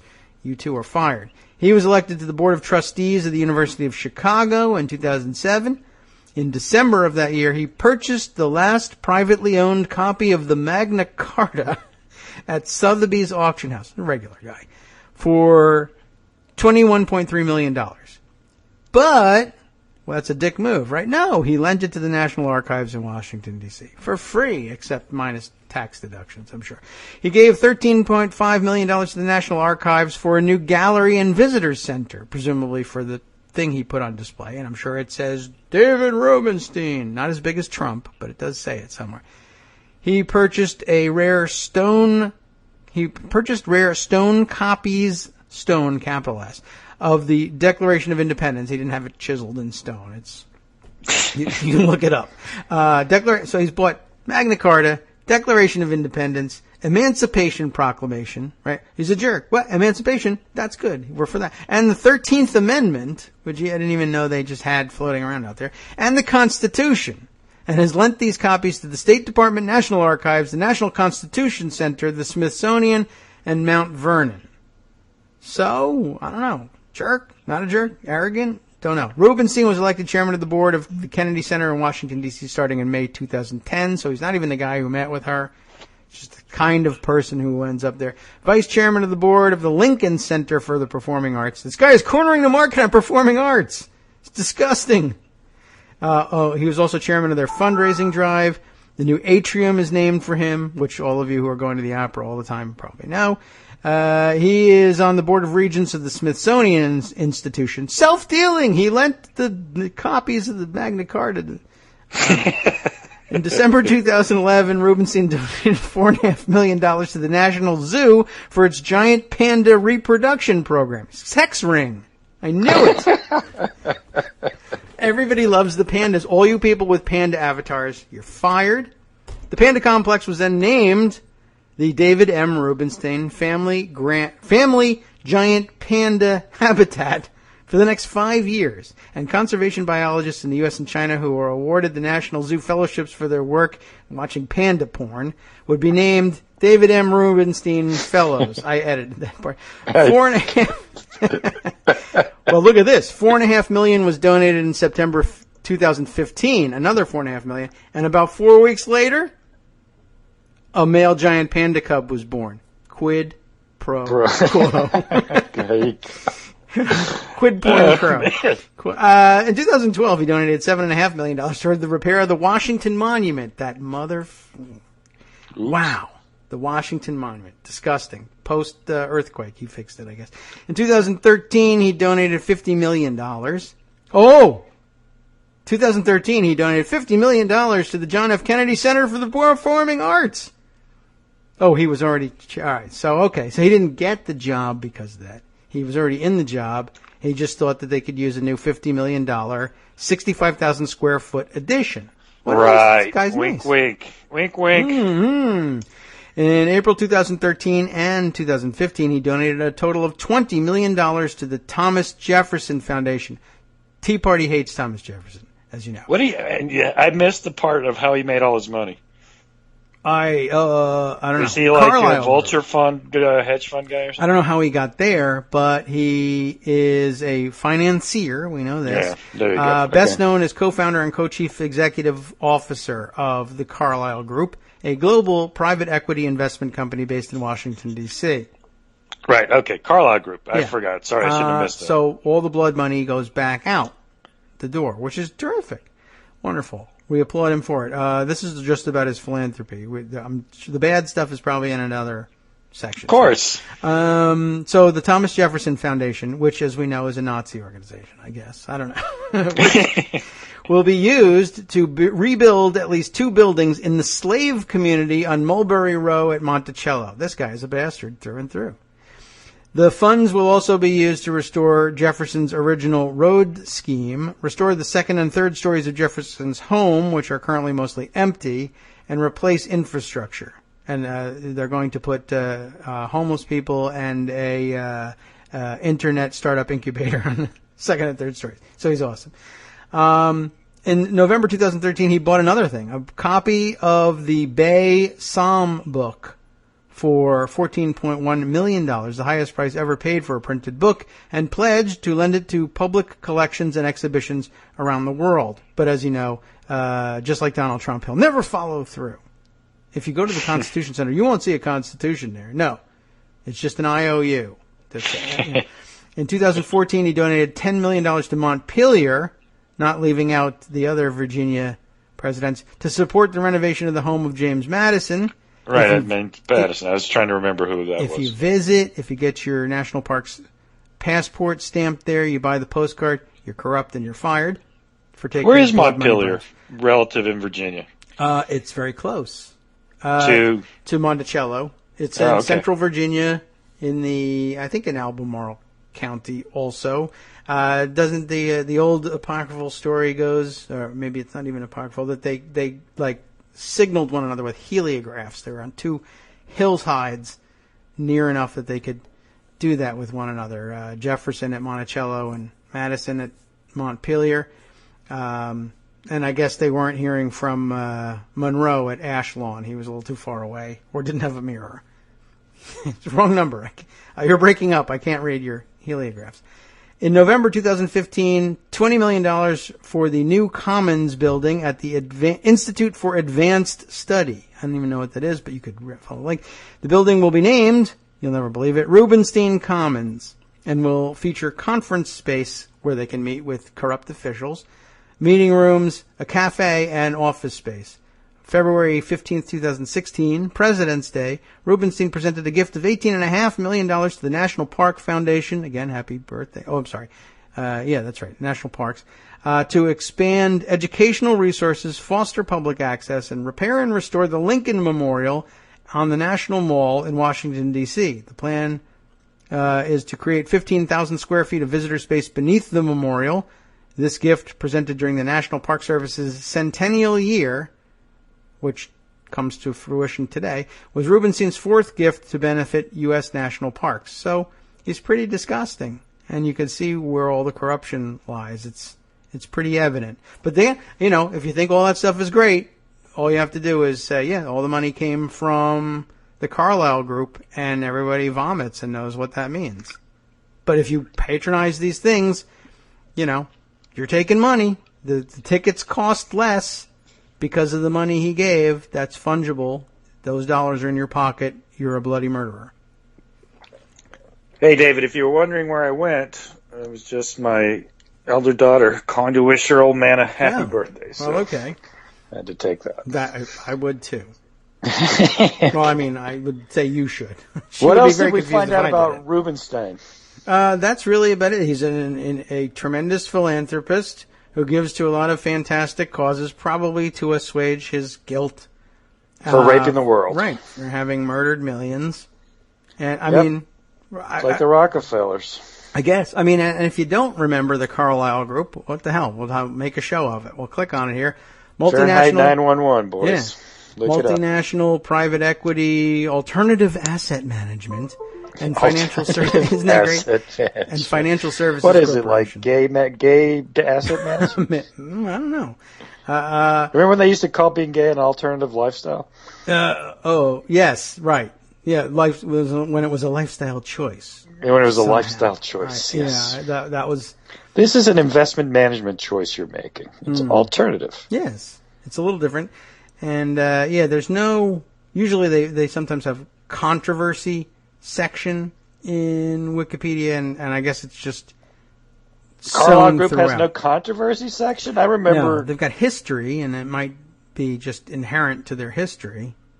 Michael Moore went off on the Carlyle Group. He said basically they're the ones that fomented the Iraq War or 9/11 or something like that. Well, they did have a big hand in weapons system developments as large-scale owners in... Like Bin Laden's family was in the Carlyle Group or something like that. Isn't that right? You know what? I don't even remember anymore. But here's a section, that tells us a little bit about this.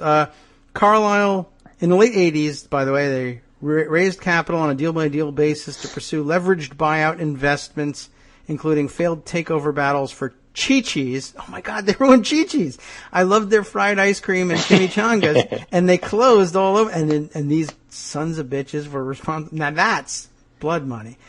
But, by the way, the firm raised its first dedicated buyout fund with $100 million of investor commitments in 1990. Which, by the way, remember what private equity firms do. They do nothing but meet with high net worth individuals around the country for private quid pro quos, but they're business ones. Yeah. Even though they move in and out of, that was the thing that made the Carlyle Group unique, was that those people moved in and out of business and government back and forth.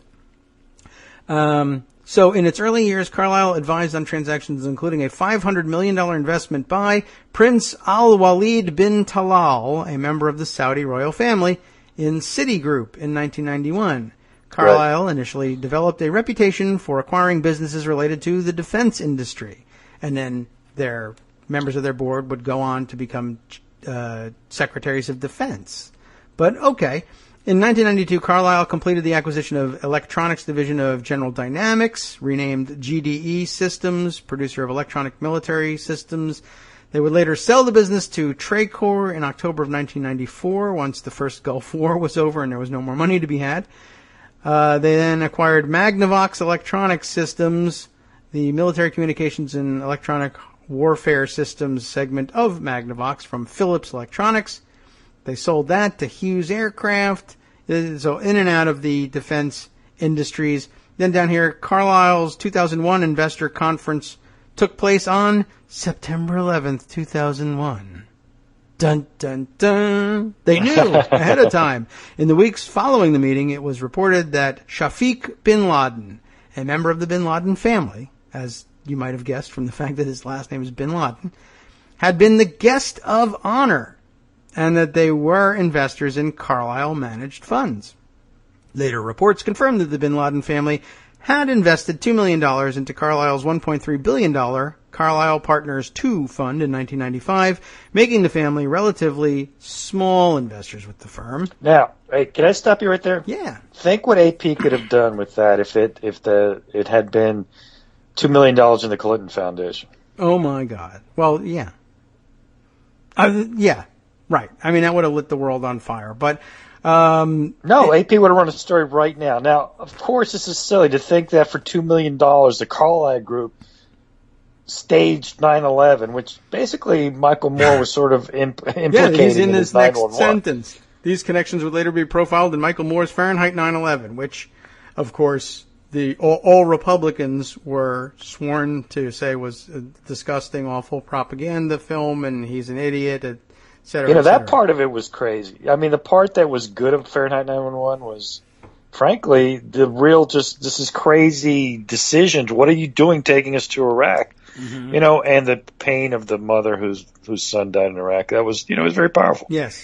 By the way, another important part of, and the most memorable part for a lot of people of Fahrenheit 9/11 was, it becomes relevant as we're reading more and more deep think pieces about what if Trump doesn't concede defeat in November. And I'm thinking back to of course, the opening scenes of Fahrenheit 9/11, which are all about, of course, Al Gore conceding defeat. It started with that. You're absolutely right. Boy, good point. What if he doesn't do it? And it's just, it strikes me because it's so foundational to like alt-right / Gimmitarian, racist, vaping, idiot, right, thinking about everything. They look at that. That's the one scene they enjoyed out of that whole movie is, look at the cuck conceding defeat. We would never do that. We would just say, F you. He's the president. What are you going to do about it? Because the military's on our side. They do believe that, of course. They might even be right, which is the scariest God, you're scaring me right now. But, that's what they view that thing and say, that's why Democrats lose. Because they're losers. They ask to lose. They're cooks. We wouldn't do it, and we would dare America to say we're not the president. And what are you going to do about it? Still, though, Trump this whole immigration thing is interesting for his connection to those people. Yeah. Because I do think they care about this immigration thing. They do want the president to hate Mexican immigrants and And I still think that maybe even Trump himself, I don't really think he's one of these alt-right guys. I think he'll happily shrug and say, I think he's casually racist. Yeah. I don't think it's an obsession for him, if that's what you mean. Yeah, and the current fight over, you said you were going to deport everybody, and now you're softening on it, which is hilarious because of the Ann Coulter thing. And on the day she publishes her book, In Trump We Trust, she finds out, oh my God, you can't trust Trump on the one thing I liked him for. The question of, is he trying to have it both ways, and is he really just trying to fool America into thinking he's softened so that when he gets into office he really will be that strict? I don't really know. I can't tell where he's going to be on that. I could absolutely just see him saying, I'm not going to deport all those people, and just have that look on his face like you see in the ad, the Hillary Clinton ad, where David Letterman catches him and says, ties are made in China, and he goes, you caught me, big deal, so what? I'm rich, so what? And he would just, I'm not that guy. Oh, well, then you betrayed us. Yeah, who cares? You're a bunch of scumbags. Did anybody ever tell you, all right, guys, I hate you. You're disgusting. Oh. You mean it was all just an act to get us to vote for you? Yeah. Grr, I'm so mad. Grr. You cuck. No, that's you. You got fooled. That's you. You're the one. Are you going to take that from Trump? No, you're the cuck. You know what's funny? Ted Cruz can say, I told you so now, can't he? And be right. Wouldn't it be funny if he came out and blasted Trump on his immigration policy? If he gets weak here? He wouldn't. I think it'd be hilarious. I don't think he's going to stick his head up because these guys are still like in a fever pitch. But after the election, he might if Trump loses. Oh, by the way, here, I'm just skimming this. I just want to throw this one out. This jumped out at me. In the Carlyle Group write-up, it says, on December 18th, 2007, David Rubenstein, representing the Carlyle Group, purchased the Magna Carta. In the David Rubenstein profile, so David Rubenstein, awesome guy. So Carlyle Group Foundation is the David Rubenstein Foundation. He uses it like Donald Trump uses the Trump Foundation. Yeah. And Trump buys Tim Tebow's helmet. Yeah, this guy buys the Magna Carta. I'm going to buy I would love to own the Magna Carta. I can afford it, but why should I when the Carlyle Group can do it? I'm going to use the Carlyle Group to buy that. But don't worry, I'm going to give it to, whatever, blah, blah, blah. Oh, look at this. You know who he bought it from? The Perot Foundation. Oh, that's hilarious. This is great. This is your world, ladies and gentlemen. This is where these you know what? Any Secretary of State is going to be meeting with these people. That's the incestuous world. It's terrible. Could we change it? Could we have our revolution? We could if the organization didn't collapse. But we could have that revolution. It's just there are so many people we'd have to weed out of this, and we'd have to give exceptions for. He gave all this money, and besides which, Helena Rubinstein Foundation underwrote Sesame Street for all those years. Aren't they fabulous? No relation, but yeah. I don't know. Maybe there is a relation. His mother is listed in his profile as a homemaker, which is, by the way, linked. I wanted to say, well, who is his mother? But the link is to a definition of the word homemaker. Thank you. Yeah, I love very helpful. That's the weirdest thing about Wikipedia. They have links to common words. Right. New York Times used to do that all the time too, right? President Obama today gave an address and it's linked. Who's President Obama? It's like, wait a second. Yeah. Meanwhile, what I would like David to is a link to the address. Well, we can't give you that, but here's a link to President Obama. Yeah. All this stuff about Rubinstein, and he wasn't even the guy that she met with. But the point is, this is the kind of person that she's meeting with, no doubt. But didn't you mention the Blackstone Group earlier? Yeah, Why? I thought it was Schwartzman. You may want to look up because I believe it was Schwartzman's wife at the time was the chairman of the Kennedy, or Schwartzman of the Blackstone Group. I think was the chairman of the Kennedy Center before Rubinstein. I bring this up because that would be funny because, again, I'm still stuck on the Carlyle Group profile here. As the activity of the large private equity firms increased in the mid-2000s, Carlyle kept pace with such competitors as Kohlberg, Kravis, Roberts, Blackstone Group, and TPG Capital. And even Bain Capital was in here a minute ago, and I skipped right over it. And I don't even know why. It's that kind of thing. Yeah, that guy ran for president last time. Holy crap! By the way, let's see. Here's another bit in here. Now, here's the thing about all that, David. I just want to make this one point. Yes. You know, all these guys we're talking about, they're horrible thieves, filthy, extremely rich. That's because I am not as rich as them, but yes. Right. Donald Trump isn't even in. These guys don't even. True. Donald Trump is nothing to these guys. In reality, yeah. In reality. That's the thing that he's always not listed gets me. Anywhere in this stuff because he's not truly that kind of mover and shaker. The Carlyle, well, I don't know if we're looking for a garish hotel to have an annual shareholders meeting in. I guess we could use a Trump thing. Somebody call that vulgar. That short. Well, he doesn't really own that many hotels. He's licensed some. I think he really owns probably a majority 2 or 3. But that's just what I'm saying. He's a small potatoes guy. Yeah. It's amazing to me. Sorry to take you off. No, that's okay. All these things make for interesting connections. I was going to say, just point out, I had said something earlier, and here's something to back it up, about the movement back and forth between government and specific sectors of government and the Carlyle Group. Let's see. In 2003, I guess, a new chairman comes in, replacing Frank Carlucci. You remember who Frank Carlucci was, people? Yeah, if you don't, Former Secretary of Defense. From 1987 to 1989, after which he went to the Carlyle Group and remade American defense in his image with some investments in hand-picked, I just happen to know that there are some weapon systems that the Department of Defense is going to start bidding on, that certain places that I have just started investing in are very likely to win the contracts for. But you want to know how many AP stories on that? There probably were some, but 0. I haven't heard any this year. But that may be because Frank Carlucci is out of government and maybe dead. I don't know if he's alive or not. No, I'm talking about 1987, 89. Yeah. I don't know. I didn't see. I was busy reading Iran-Contra stories. I only have two eyes, man. Yeah, there is something funny though. Colin Powell had a foundation that he did not disassociate himself from when he was Secretary of State. Is that right? Yeah. Oh. See, when you look at this stuff, frankly, look, maybe there was lots of stuff we should have been looking at, but the media didn't look at it. They just didn't.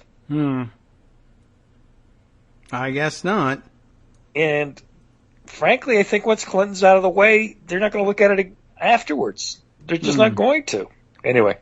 Schwartzman, who came up in the context of the Carlyle Group because he was head of... He was a big competitor at Blackstone, yeah. At Blackstone. There's the Blackstone Group. I moved over to here. Stephen Schwartzman, first job in financial services with the famous and upstanding Donaldson, Lufkin, and Barrett, described as a now-defunct investment bank. It went down in criminal flames. Yes, after business school, he started working at, I guess, is Lehman Brothers also now defunct? I can't remember. Yes. Everybody's defunct. Tell me he worked at Drexel. Let's see. No, he went on to head Lehman Brothers Global Mergers and Acquisitions team, and in 1985 he moves on to a new boss, Pete Peterson. Yep. And then they go to found Blackstone. Let's see. Goodness, he was listed among Time Magazine's 100 most influential people in the world. When you have that much money, you are. Then becomes adjunct professor at the Yale School of Management, teaching a new generation of MBAs how to raise the prices on EpiPens. How much do you think he paid to get that little... Well, let's see. We could go and find out. We'll go to the philanthropy section. He gave Yale a $10 million donation, and by the way, here he's an adjunct professor. Yes. Now, listen. Schwartzman shouldn't need to pay him money because if you think it's legal and cool, he's obviously very successful at what he did. Mm-hmm. But I'm sure Yale said, now write that check and we'll call you adjunct professor. Yes. The answer is on May 11, 2015, Peter Salovey, I guess, the president of Yale University, announced that Schwartzman contributed $150 million to fund a campus center in the university's historic commons. Everyone likes the common touch of commons. Dining facility. Quid pro quo. Well, he was an adjunct professor there earlier, so pro quo quid. I don't know. They got it backwards on that one. No, listen, he could say, listen, if you make me that, afterwards I will pay you. Yeah, who knows how they structure these things.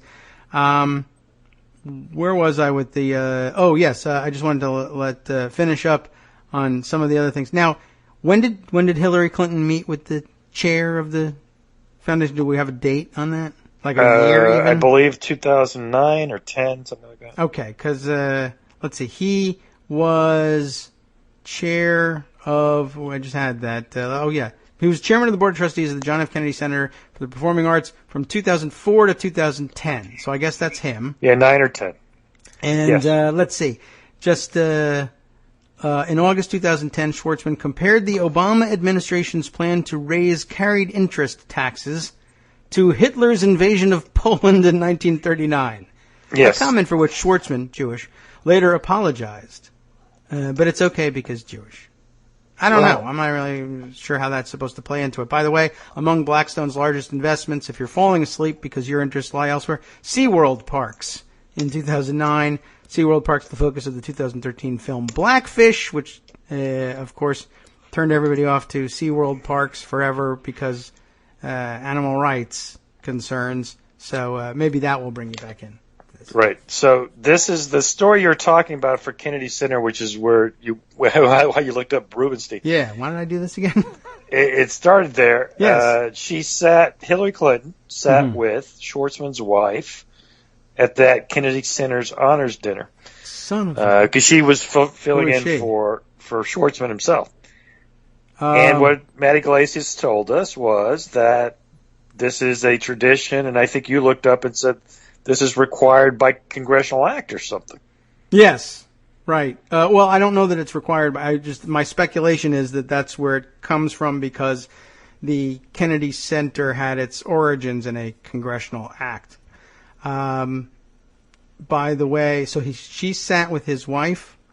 Yes. Which would be his, at least, I guess, second wife. He divorced. Yeah, in his 2010 wife, whoever that, 1995, whatever version that might be. Would you like to know? In 1995, Schwartz, I assume if they're still married at that point, it doesn't say anything about any further divorces. So in 1995, Schwartzman married Christine Hurst.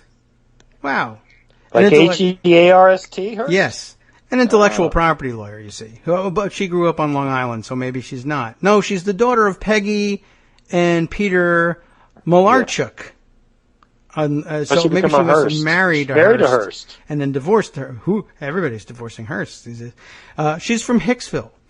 So come on. Malarchuk. Peter Malarchuk. Well, if I don't know, Hicksville's pretty toady. He's a fireman. No. That's really? what it says. Her father was a fireman. Then chairman of the Carlyle Group after that. I don't know. For her. She was recently divorced from Austin Hearst, grandson of newspaper tycoon Randolph Hearst. In case you were wondering, co-officiating the ceremony, Rabbi Bertram Siegel, along with the Reverend Sam Matarazzo. And it's linked here, a Roman Catholic priest. If you'd like to know about Roman Catholicism, just click right here. Estimated net worth $12.9 billion. Schwartzman is ranked by Forbes as one of the wealthiest men in America. I think Christine must be a fascinating person. Intellectual property lawyer, married. She's great. Hearst, I love her. And then married billionaire Schwartzman. She must be awesome. Every step of the ladder, moving up, man. Damn, that's good. Congratulations. Proud of that daughter of a fireman from Hicksville. Yeah, I'm on her side. On February 2000, in February of 2007, no, I give her credit. Yeah, Schwartzman celebrated his 60th birthday at the Armory on Park Avenue. Were you there? 2007. Guests included Colin Powell. What? What did they meet at lunch when he was Secretary of State? Uh-oh. Holy crap! I can't even believe it. He was chair in 2000. He was no longer Secretary of State in 2007. No, but when he was now Schwartzman was chairman of the board of the Kennedy Center in 2004. Yes. Powell was through 2001 to 2004. Oh my God! Came on in they probably met by act of Congress for lunch. Also at the party, Michael Bloomberg. So both sides. Except Maureen tells us in a tweet, Kennedy Center honorees formally meet with every Secretary of State every year at State Department before the program that is aired on TV. So they have to meet. Graft. It's like going to the Butler cabin at the Masters. Yes. Wow. It's like I have the to dinner before the. Yes. Exactly right. To wind this up, because this has been absolutely stupid, but fascinating in a weird way. It's actually. It proves the stupidity of the I AP guess it story, really does. So the birthday party, 60th birthday. His birthday is February 13th, and if you want to wish him a happy birthday next time around. What's the Armory like on Park Avenue? It's on Park Avenue, so I assume it's very nice. Now, who can fix it up nice? Yeah, yes. Who goes to Park Avenue birthday parties? 1, Colin Powell. 2, Michael Bloomberg. 3, Cardinal Edward Egan. 4, Donald Trump. Nah. I don't think, actually, it's so classy, he's not even allowed in there. You know what?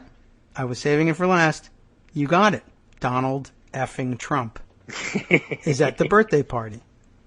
So is Rod Stewart, by the way, who is performing for a reported $1 million payment. Small potatoes. So Donald Trump. Can you believe this? Oh, my God. Give me a chalkboard. Where somebody, exactly. Glenn, come over. You need a chalkboard. We need YouTube on the chalkboard. I'm telling you, we can have a show. Oh my God, we're adding video. It's time to do that. And, you need to. I tell you, could actually, even for just a couple shows, it would be hilarious and fun. With this? Is there a Z in here? Schwartzman, I got the Benghazi. It's all set. I'm ready to roll. How'd you get him to Benghazi?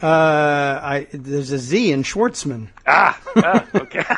Good enough. By the way, the two, and here's another one. 2 children by his first wife, Ellen Phillips, who he married during his second year at Harvard Business School. We're leaving her out of this, generally speaking, though she is the daughter of Jesse Phillips, a wealthy Ohio industrialist. They married in 1971, divorced in 1990. 2 children, one named Elizabeth, married to Andrew Curtis Wright, R-I-G-H-T. And Edward Frank Schwartzman, his son, known as Teddy, born in 1979, married to Ellen Marie Zajac, Z, Benghazi. I got it all. It's all ramped up. This has actually been fascinating. I could probably just do show after show out of Wikipedia.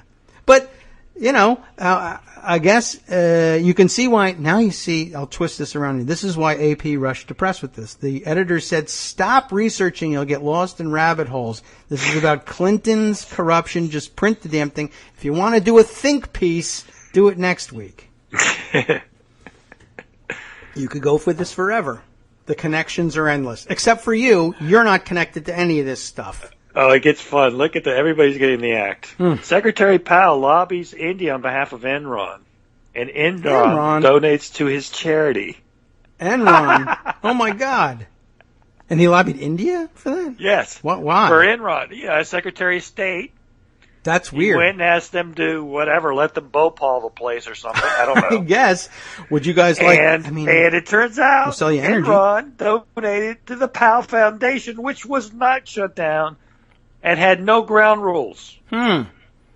And he's using that money to go to birthday parties. So here it goes. But that one's point to point. Yeah.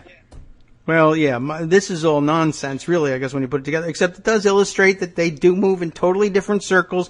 And in case you were a holdout that really believed that Donald Trump was totally different, because he was small potatoes compared to these guys, his specialty is wangling his way into things like this. He goes to the birthday party. You know how he gets to birthday parties with Schwartzman? Schwartzman doesn't give a crap about Donald Trump. He's an A-lister, sort of, because he brings paparazzi with him. We'll have some coverage. And I'll tell you what, Donald, I'll let you in if you put $1 million in my foundation. To which Donald says, no problem. I have the Donald Trump Foundation filled with other people's money. He's like buying a Tebow helmet. I'm going to go. Maybe I'll meet this fabulous woman who marries rich people all the time. She could be hot. Who knows? Maybe she's a daughter. I'll go. And that's the way things work. That's the world. It or not. It is. It absolutely is. And frankly, this story has really been very good at illustrating the Clinton rules. I guess so. All right, you got to go. I do. I got to go, right? Yeah, right. They're kicking us off the air because it's 11 o'clock. Thanks. I had fun with this. I didn't think we were going here. So I'm sorry to take you there. No, we're not. No, it was fun as hell. These are the most fun shows I do. This show's for me, not you people. Okay. Thanks, Armando. This was fun. And it was our birthday, so we deserved it. Oh, that's right. Yeah, that's the ultimate excuse. We're covered now. Okay. Thanks very much. All right, David. Enjoy the rest of your birthday. I'll talk to you on a regular day tomorrow. Okay. All right. Bye-bye. Thanks again. All right, yeah, it is time to hand things over to the after show, who's not even having any birthdays as far as I know. It's Thursday on the after show, though, and that means we get to speak Italian because we're part of the 1%. It's thank God it's giovedì, because that's what they call it. So that's all there is to it. Portland, Oregon, public schools are not racist. That's good, even though they're banning radio stations, since they still allow both kinds of music, country and Western.